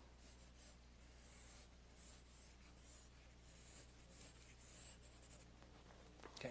Now, let's take the, well, I've got this figure going here. Let's take and start dealing with the back a little bit. And this is really the way I'd take and teach my regular life drawing class too, is that seeing this simple form, seeing the simple mass of the rib cage, then we build upon that. For instance, we see the mass of the scapula. See this form building up on top. Building here. And the volumes.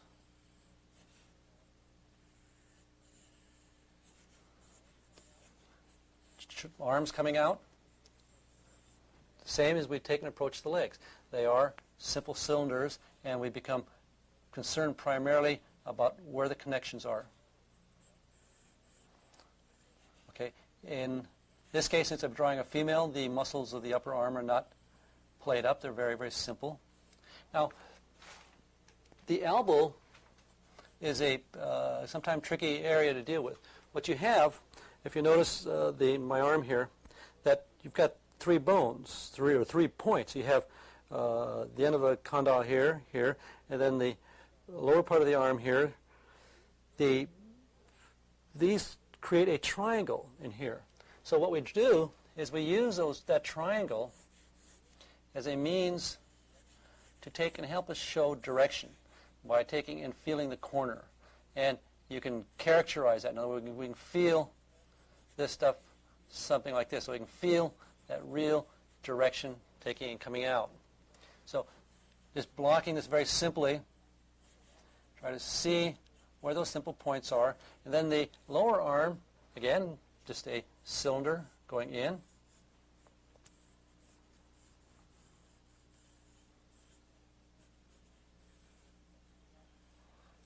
Pulling back. Now, anatomically, what we want to try to do is let's look at the front of this a little bit here. The arm, essentially what we have is the large pectoralis muscles. You have your biceps, but you try to see this as simple masses. You try to see them as simple forms. Take, starting from the top where the clavicle and the scapula come together. We have the deltoid takes in as a simple big mass and actually attaches halfway down on the bone. The bone would be coming down here.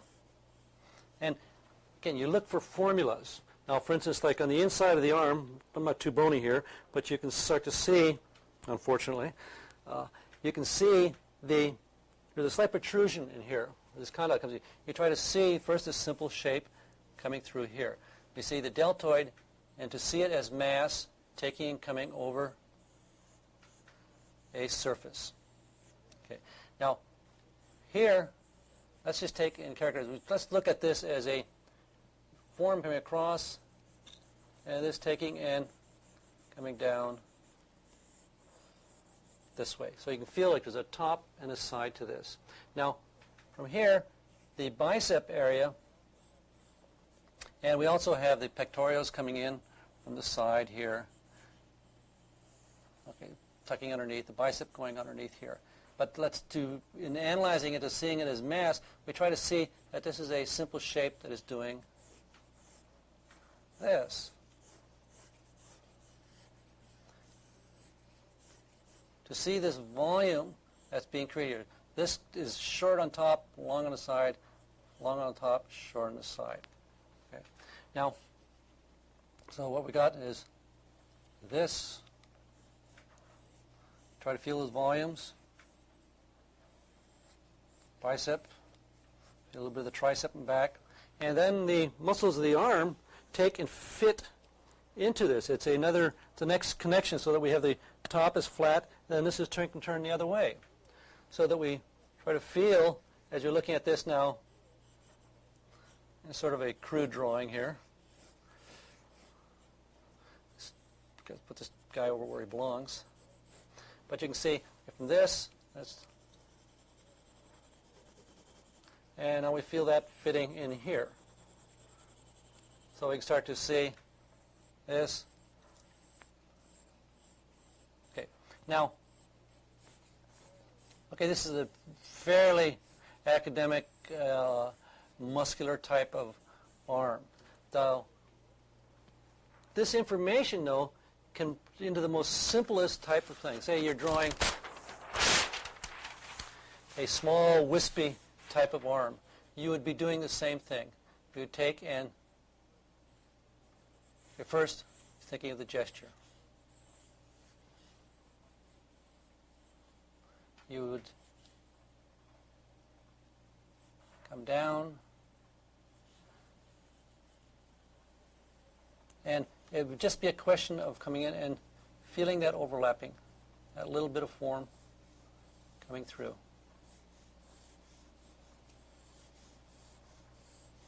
Coming in.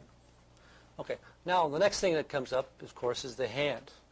Now, there's two approaches. So one is the famous cartoon hand. In other words, the cartoon hand is the one where there's only 3 fingers.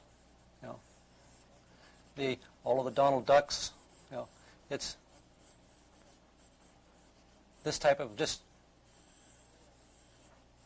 a very, very simple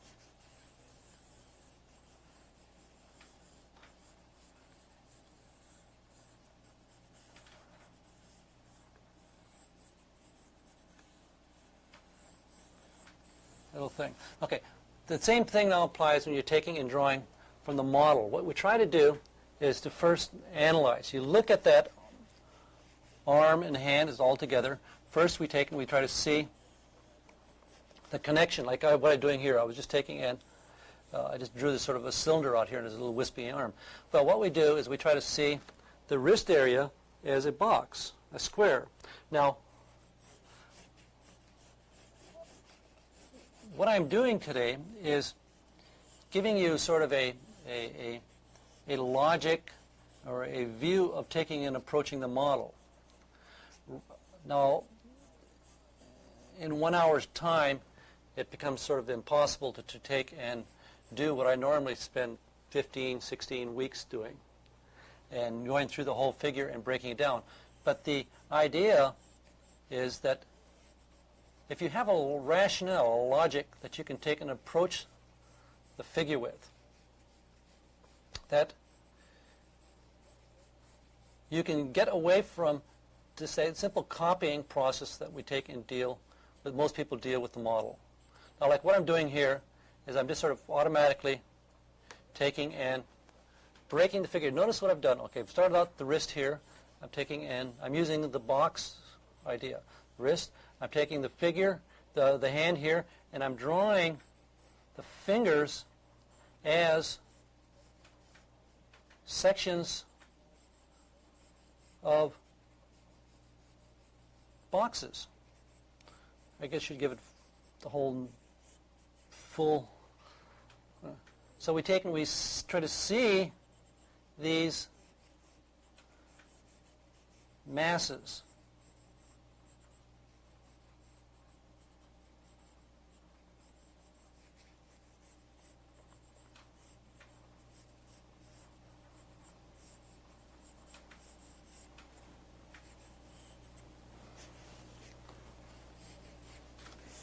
Whether it's something coming at you, going away. And you find that quite often we take and do realistic things where we have to take and we really emphasize. Now, the next time you're taking a look at a animated film, start to take and see if you can analyze the drawings. Start to break them down.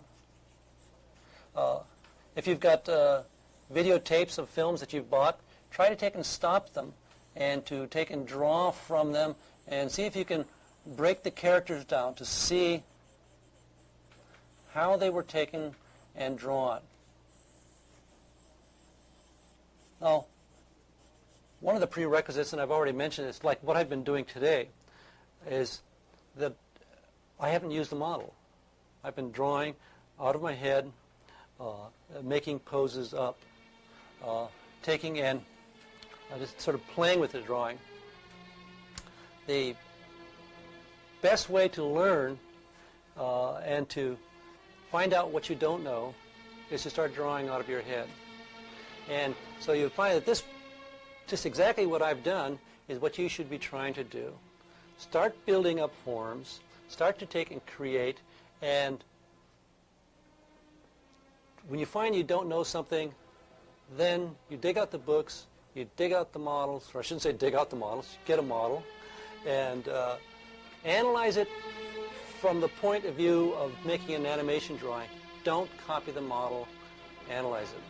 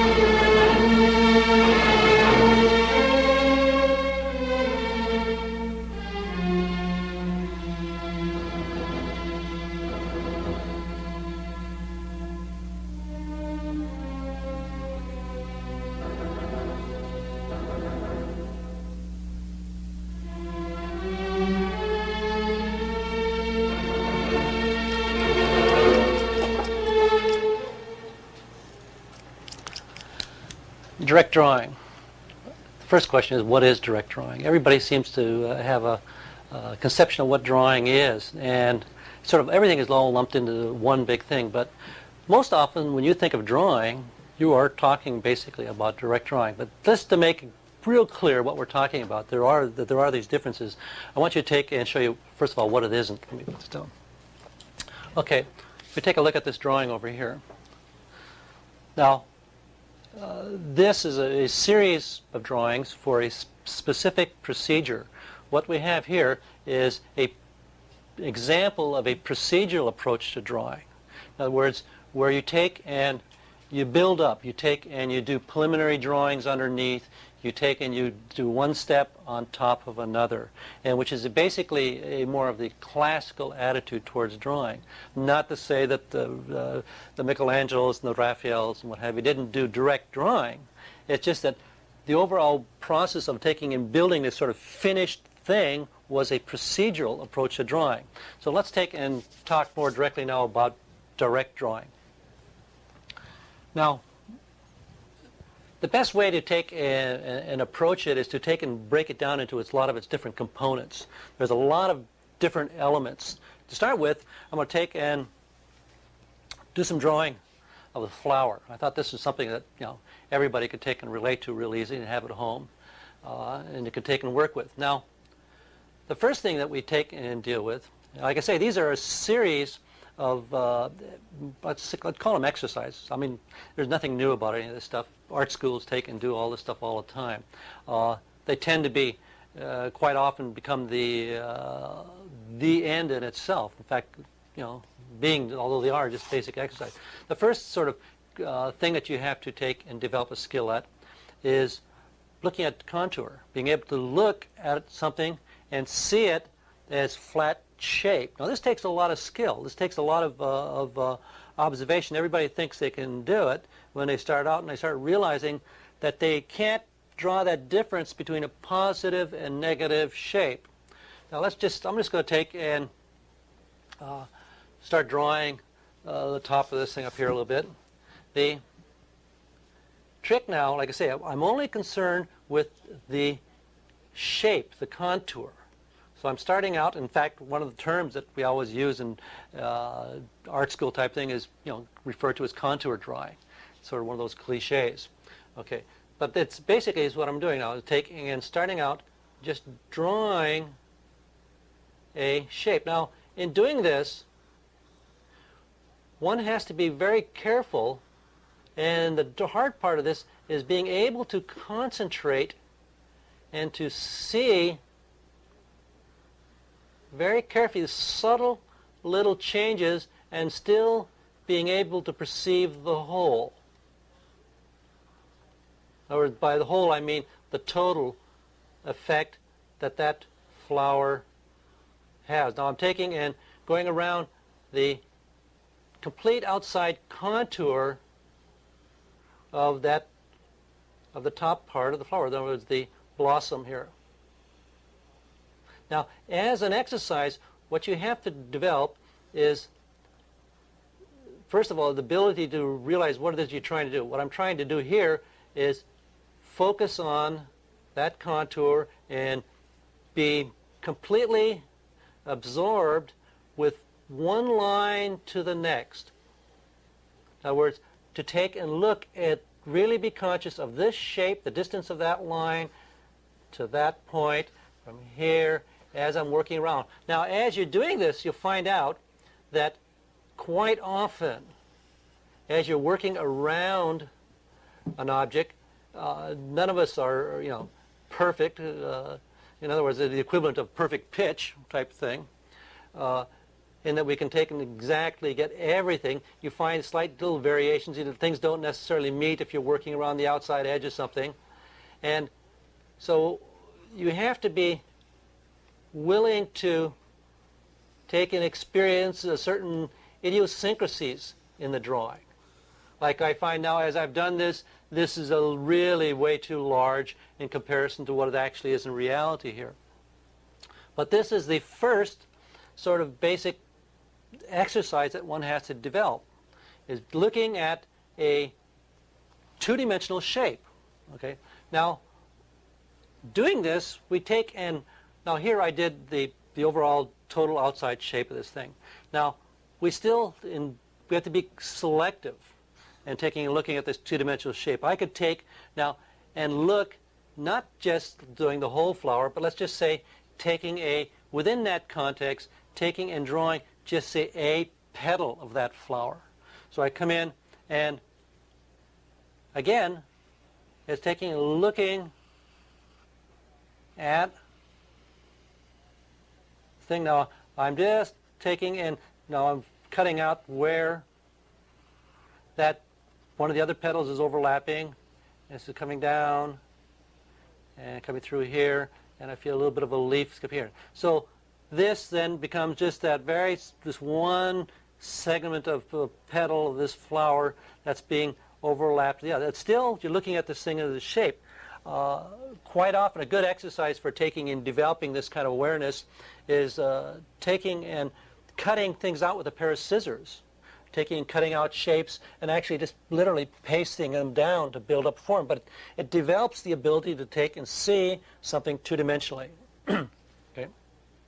Now, the next thing that we take, now this is basically, I'm saying, seeing 2D, two-dimensionally. What I was also doing here was basically drawing the positive shape. Now this brings in another term here. We got, we really break down 2D. Well, I should say this is a two-dimensional shape, but we have a positive and negative shapes. The positive shape is the actual shape of the object itself. The negative shape is the shape of the space around something. In other words, if I was to take and do this and make this really the object by drawing, that would be the negative space. So this becomes a thing in itself, right? So we have to take and look. In other words, let's take and draw this flower again, and this time I'm really just drawing, I'm going to draw the negative side. I'm not drawing the flower, I'm drawing the space around the flower.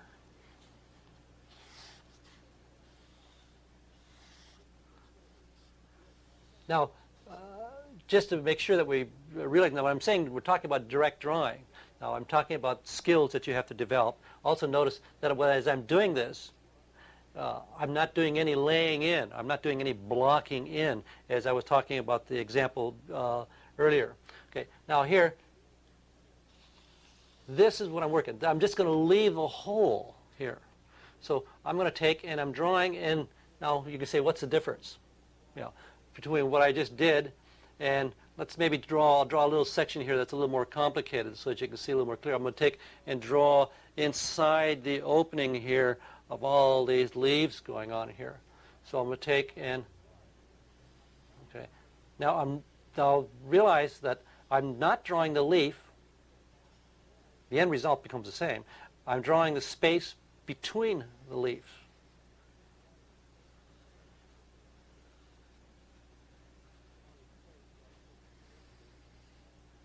I don't know, you can say this, well, this is sort of hair splitting here, drawing a fine line. Did I say that, drawing a fine line? Well, okay.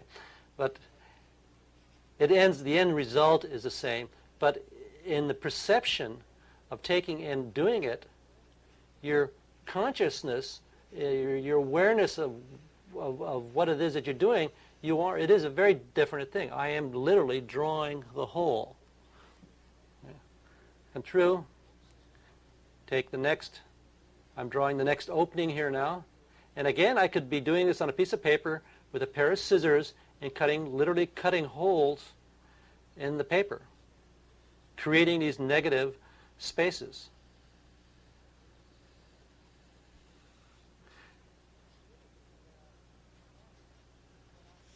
It's interesting, what happens quite often in art schools is that you tend to get so much of this type of training of looking at the two-dimensional aspect of a form that students have to take and learn how to take and see three-dimensionally again.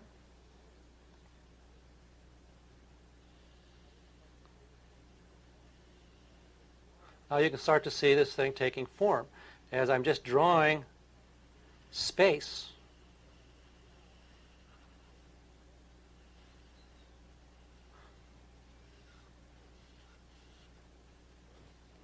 Nothing but holes, just drawing the holes, the shape of the little holes in between things.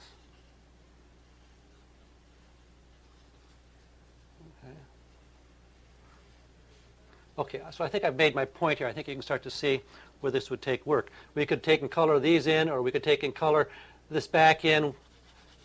We could take and color in this. And if you take and look at a lot of contemporary painting, contemporary illustration, you find that this is a very highly successful used device.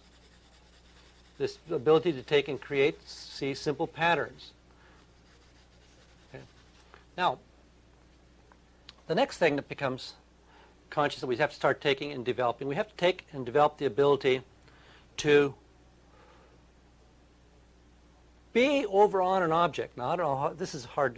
How can you be? You can't be on an object. But when you're drawing something, you have to take and develop the skill to mentally not be drawing on the piece of paper, but to actually sort of being in tune and being physically over on that surface that you're taking and drawing. So that you want to take and get over here, and you want that, as you're drawing, you want to be right on that surface, following it, everything. Now the first point, now I'm taking all this, as we start with now, from a two-dimensional point of view. And that I'm just taking and saying, okay, this is to look at it, and you can do this copying a photograph. Now we could take and put a photograph down and literally trace this and do the same thing, get the same basic effect in the drawing. Now I'm going to take, again, I'm just going to take and draw this one leaf and stem here. Now you'd find it'll be a lot easier if you're taking and doing this to have the flower sitting someplace stationary so that you have a very fixed point of view. Okay, start. It doesn't matter where you start doing something like this. I'm just going to start sort of at the base of the stem down here. And now as I'm doing this, I try to actually feel like I'm over there on that. I just take and I'm just following this contour. Now this is using the skills that I was first started out with, looking at the two-dimensional shape. But now I'm not just following the outside contour. I'm taking and following an edge of the flower, a three-dimensional point in space that I'm taking and going around with it. Feel like I'm going over, feel that thing coming up. I don't know if you can, this way so you can see what I'm doing here. Get this, coming across, going back behind, and this coming through. I've incorporated this kind of thing here, just a two-dimensional shape that we're talking about. Just fine, except now I've taken, instead of just worrying about the outside contour, I've taken and stepped in and started to work over and around an interior shape that's taking place. Well, let's take, the best example, the best way to take and proceed from here, I think, is to see how we take and combine all this stuff in a drawing, doing a figure. And we've got a special model here today. Kelly, do you want to take and sit back a little bit farther? Okay. There, that's good.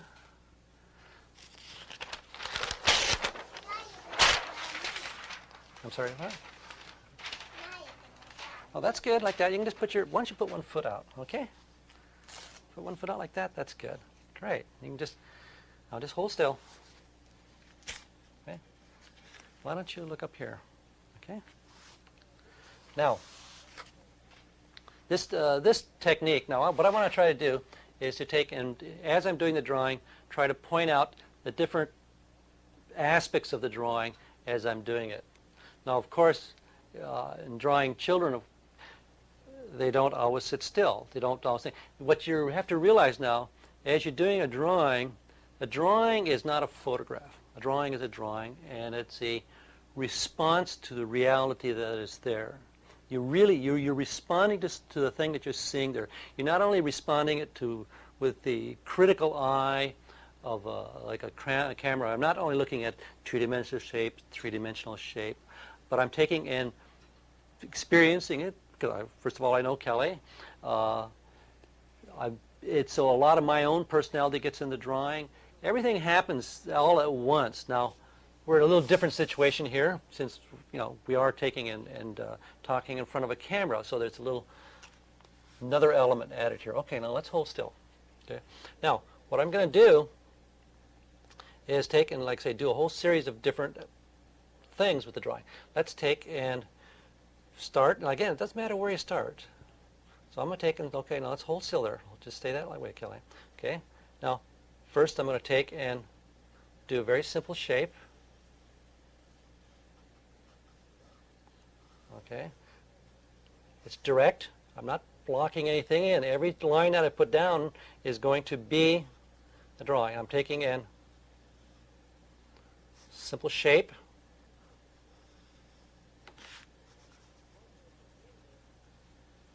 Now, of course, as you're doing this, I'm taking and relying on a lot of experience. I'm taking and saying, well, of course, the eyes are one eye distance apart. I know my structure of the head, but I'm taking and trying to see little things that are happening here. My mouth curls up a little bit there. And you have to maintain a certain visual memory, because obviously things are not always in the same position. But you try to take and feel line pulling over. Okay. The dress has a quality to it that is useful to draw, because the lines, the natural lines of the dress, take and help to show the surface. Now I can use the strap going over the shoulder as a way of taking and describing the volume as it's going around. Taking and feeling this coming down, pulling through. Take from here, and okay, now, okay, I'm in my mind, I've got a concept of what this total volume is. So I'm taking reality. Again, I'm looking at the shape, but I'm improvising on this thing. It's direct. It's going around behind. Start to pick up some folds. Starting to pull through here. Okay? We can see the way that comes around, goes over, coming through. Okay. Now, the thing that really gives the look of her is the feeling of the what looks so nice. Like when I look at this now, I say, boy, that the head seems awfully large for such a little girl.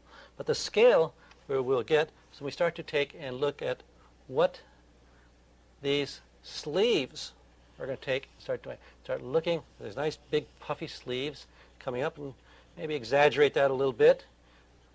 We are making a drawing, so we have liberties to take and play with the thing. Start to see folds. Notice I take and I'm jumping continually from a two-dimensional to a three-dimensional mode in the drawing as I'm doing it. Okay. Like, for instance, here, let's take as I start to draw the decorations on here, I take and I'm first looking at this as a two-dimensional thing that's taking and coming out. Okay, a little large. Let's take and cut back on this. Okay, down. Now the arm coming out of here, and now here's where I'll take and really go to sort of like we talked about, a sort of a continuous line and dealing with the two-dimensional shape. Taking here, Kelly, why don't you put your hand down there in your lap again, okay? Like that. Okay, just like that. Thank you. Okay. Come down, start to feel, and I'll just come across like this. Now I'm shifting over and just drawing a shape. Here, down, here, and just almost as if you had a hand down on a piece of paper and were tracing it. I'm taking and going through this. Oh, there we changed. Okay. Let's just take and jump up here. Okay. Now here we could take, instead of like drawing the arm here, I could take and create the arm by taking and drawing the folds of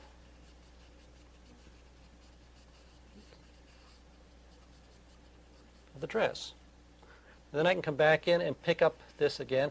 So I'm seeing two-dimensional shape, but I'm using that two-dimensional shape as a means of taking and helping to describe the three-dimension.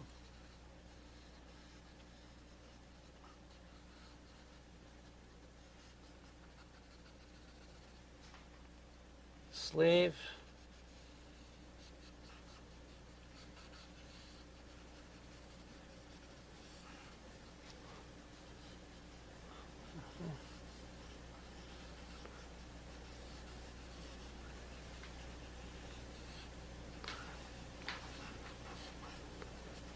The first trick is to never allow anything to destroy your concentration.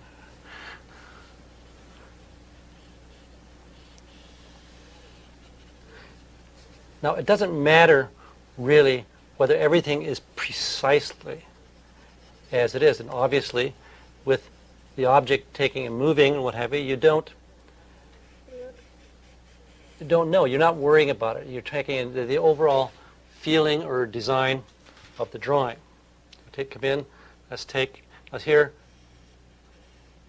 I think if we take and make this feel the shape in the back here, let's just take and start coming out. Now here, I'm just strictly following the contour.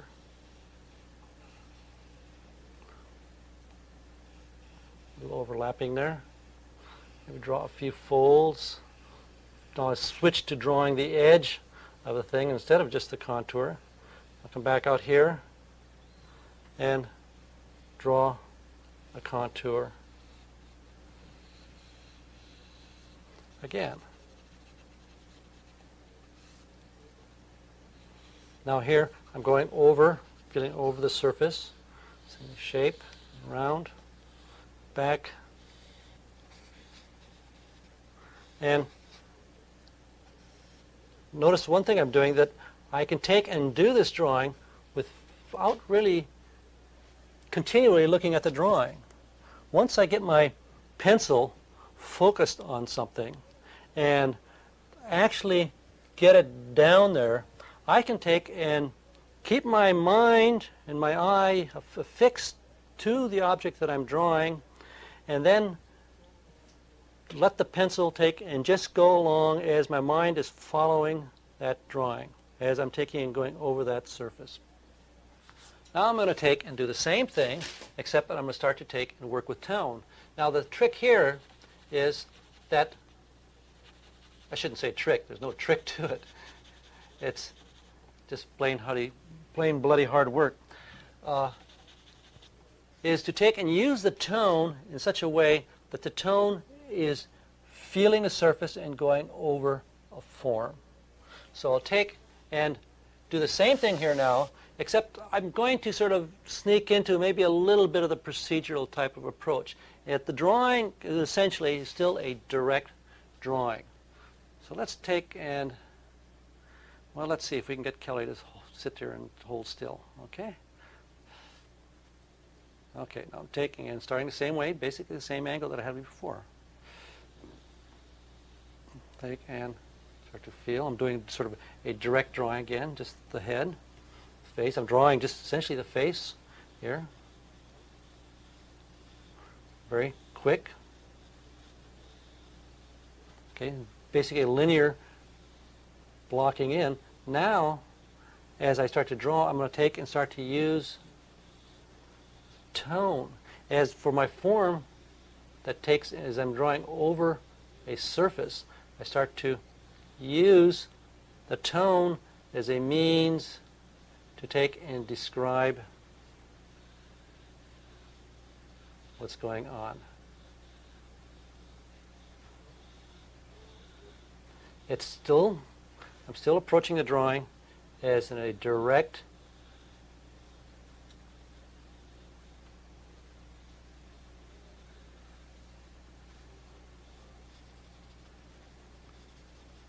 Kelly.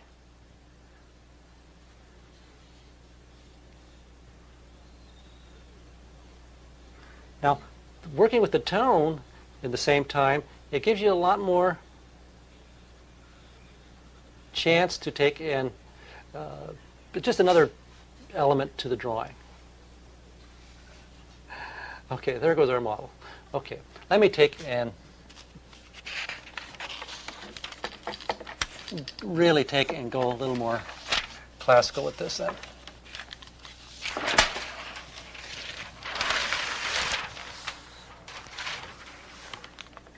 And I think you'll be able to take and see this in relationship to the Renaissance. Particularly taking a look at the drawings of, say, a Michelangelo. And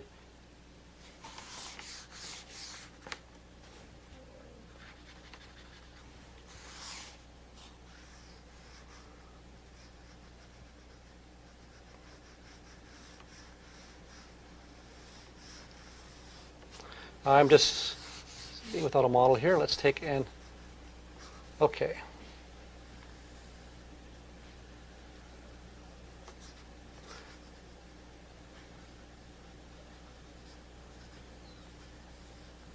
Drawing, direct.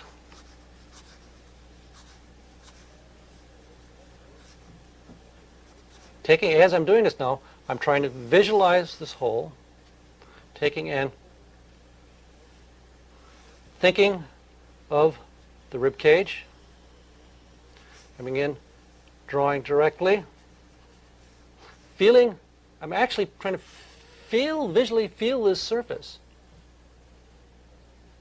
I'm coming down, it's sort of doing like a contour drawing. I'm drawing over the contour of that surface, taking and drawing around, feeling the hip coming through, thigh, feeling the form. I've had models tell me that as I'm doing a drawing and concentrating and looking at the model, that they could almost feel that part of the drawing. Invariably, when I start drawing a foot or drawing something, that's the point where they start itching. They start to scratch. When you're really taking and looking at it. So, okay, you can see here that I'm going over the surface, down, feeling a flank pad, picking up where it hits the pelvis. Now, here I'm doing that, going over the surface, taking and going around and over, coming through. There. Okay. Now, the tone starts doing the same thing. I start to work on that surface. So, as you hear, and this is what I'm doing in this drawing, that point of difference that I started out making starts to blur a bit. That contrast between direct drawing and procedural drawing starts to lose its really clear distinction. In a procedural drawing, you work in such a way that the beginning lines don't show.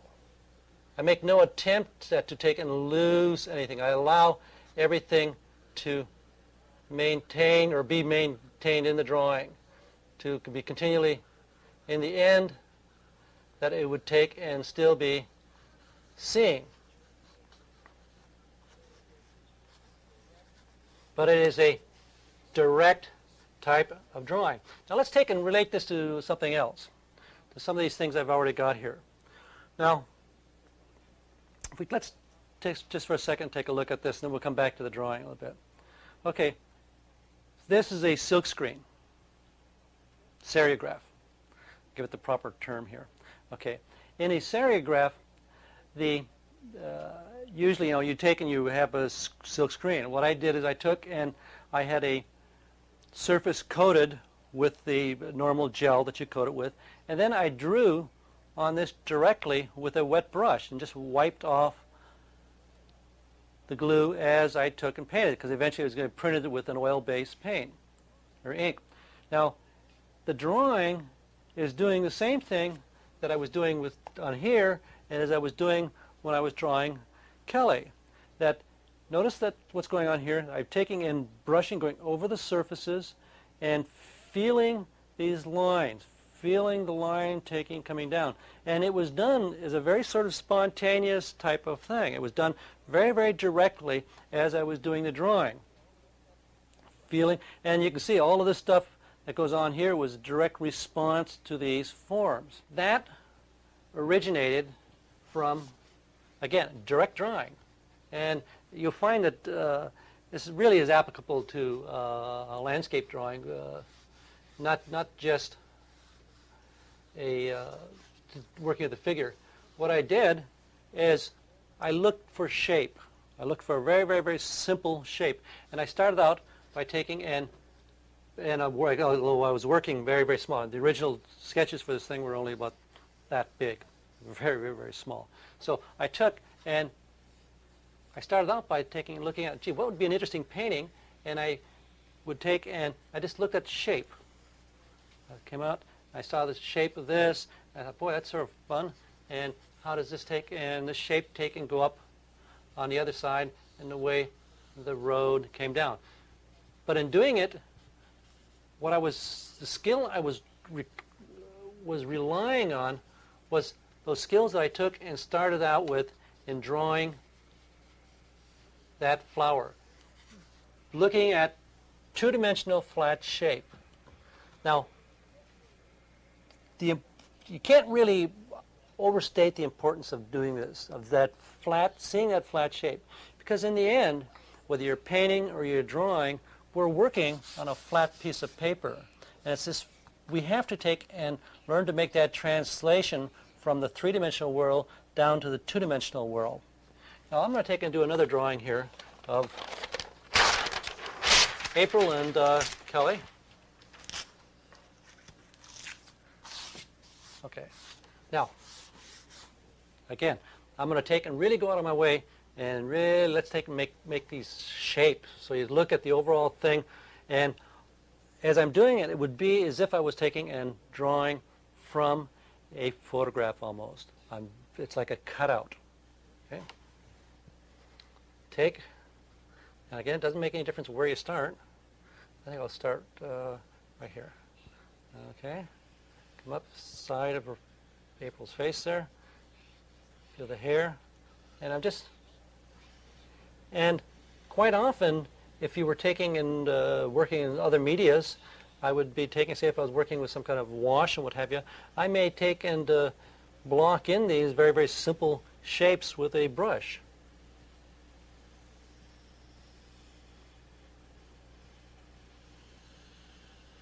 All the way down here where Kelly's finger's sticking out. Foot. Another one who was really good at this type of stuff was Matisse. He was great. Okay, here I'm relying on the negative space to see how the leg came down, or really it was drawing this negative shape in here. Okay, down here. I found that when I took a group on a tour of Italy, a sketching tour of Italy, that this is the kind of skill, for instance, when you're sitting in an airplane. And you know, all you got is a whole row of heads on the top of heads and back seats of the chairs and what have you, that it becomes a great way of taking and seeing things. Okay, now let's take and jump in and start drawing the shapes in the interior.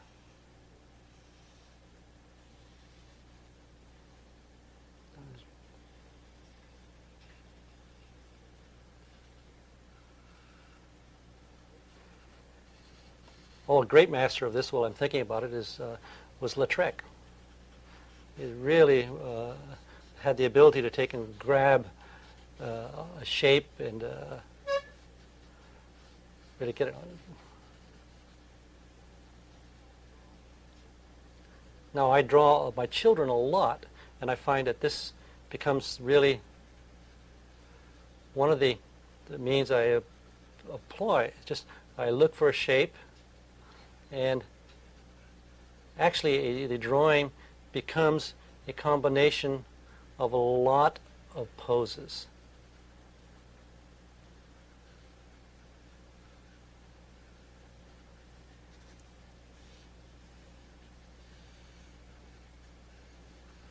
Now, what makes the thing possible here, and the skill that, again, that you need to develop, is being able to see relative sizes, the relative size of this face to the size of the hair to the large big masses.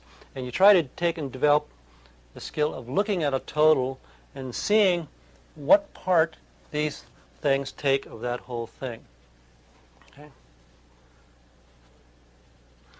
Now I'm noticing here that I could have come back up here. Nothing to say you can't change things. Okay. Let's get April's head there.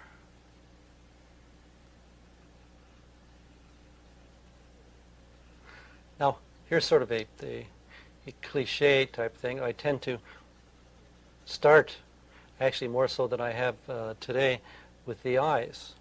And just from a practical point of view, that I always figured that if I get the eyes working, that the rest of it will sort of somehow follow through.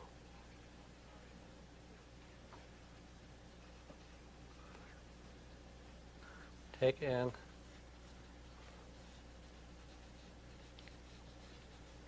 okay, working down, shape, shape, shape. Now, I haven't talked about design really in here. One of the things that we try to do as you're working on a drawing is to think in terms of simple, straight, complex curves. You always, like the drawing I did of Kelly, the other one I was taking, and the dress I tried to leave fairly simple, and I concentrated my details in smaller areas. Like what I'm doing here is now I've really focused on, okay, just the heads and how they take and relate to this large, simple area. Now I can come in, we have a very, very complex form here. Now I'll take and along with this, I'll take and add a very simple line, very simple straight that would take and start to work through here. Okay, here again, a simple line. Now, along with this simple line, you take and maybe start to develop some more complex. Now, we've got this going here. Maybe we would come in and, as a design element, start to show some more complex lines, taking and working through. Let's take and let's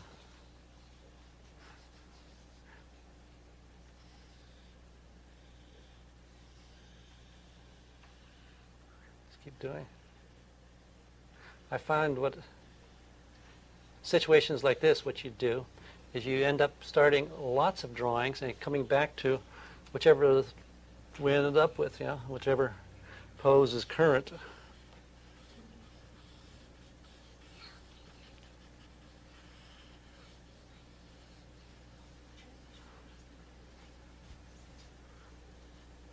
Let's take and also just a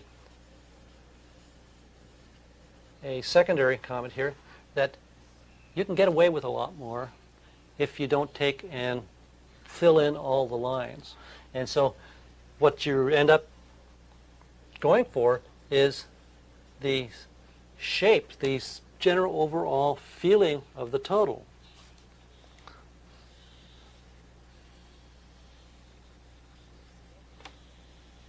You look, you keep over. Notice as I'm hooking, I'm here. The line that I was doing, I was taking and working around to take and try to describe this volume as it's taking and going over. Just sort of thinking around the arm. Now again, I'm relying on memory as she was turned. Okay, let's take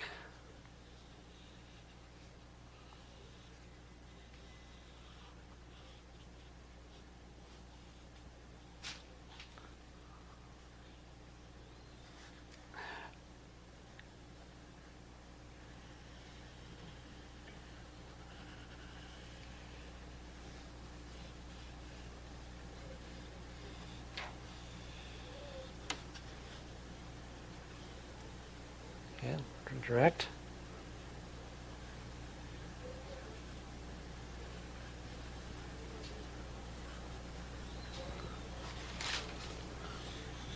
Now I'm using this page like a sketchbook here, taking and trying to see,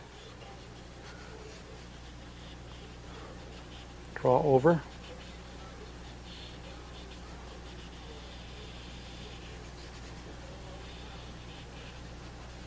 Draw through.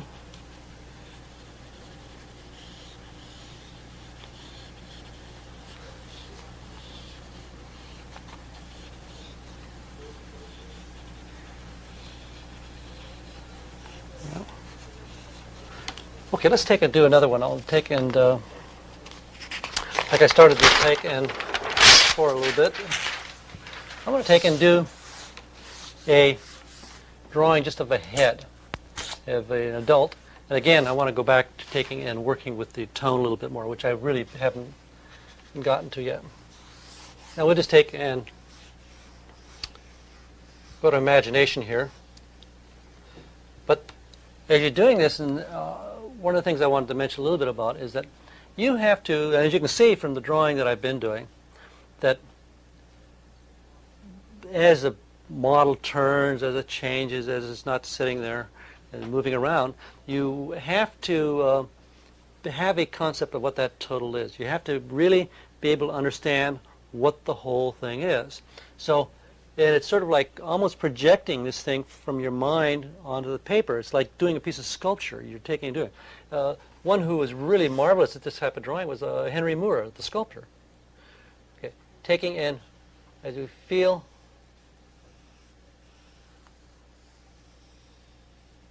feeling a surface.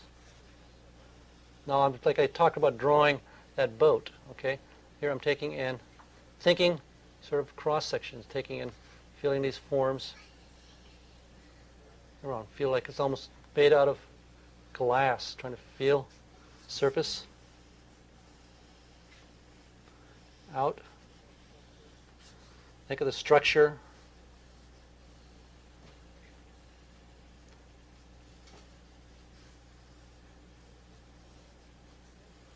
And I'm sculpting. I'm taking and feeling how things come in, go out, over,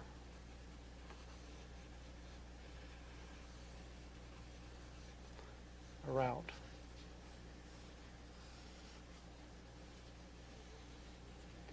Over a bridge of a nose. Now, here you can see I'm using the tone. It's doing exactly the same thing. I'm taking and going over, pushing in, out, feel the end of the nose.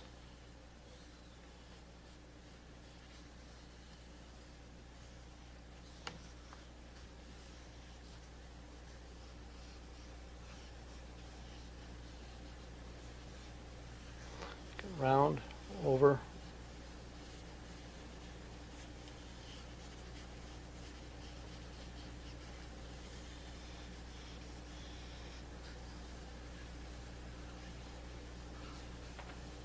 It's almost like, as you're going to start to see probably more and more in the future, is like laser drawings, where drawings are made by lines responding to the actual surface of a form.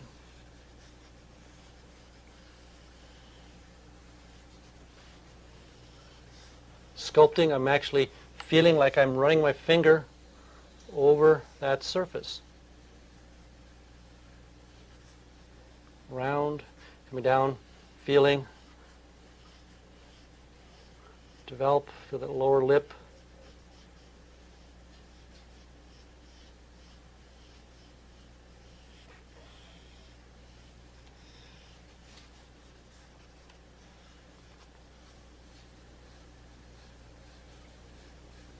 Round, over the surface.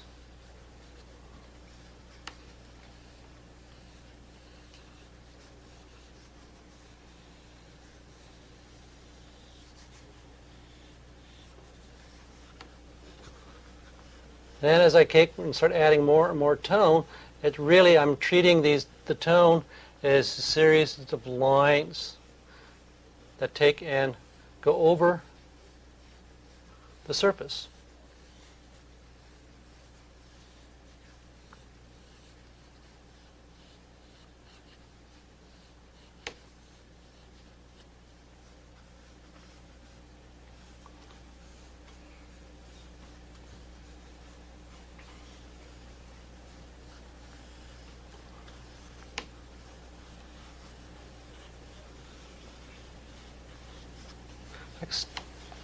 I'm having too much fun here. This is good. Okay, let's take and do even some more here. Let's take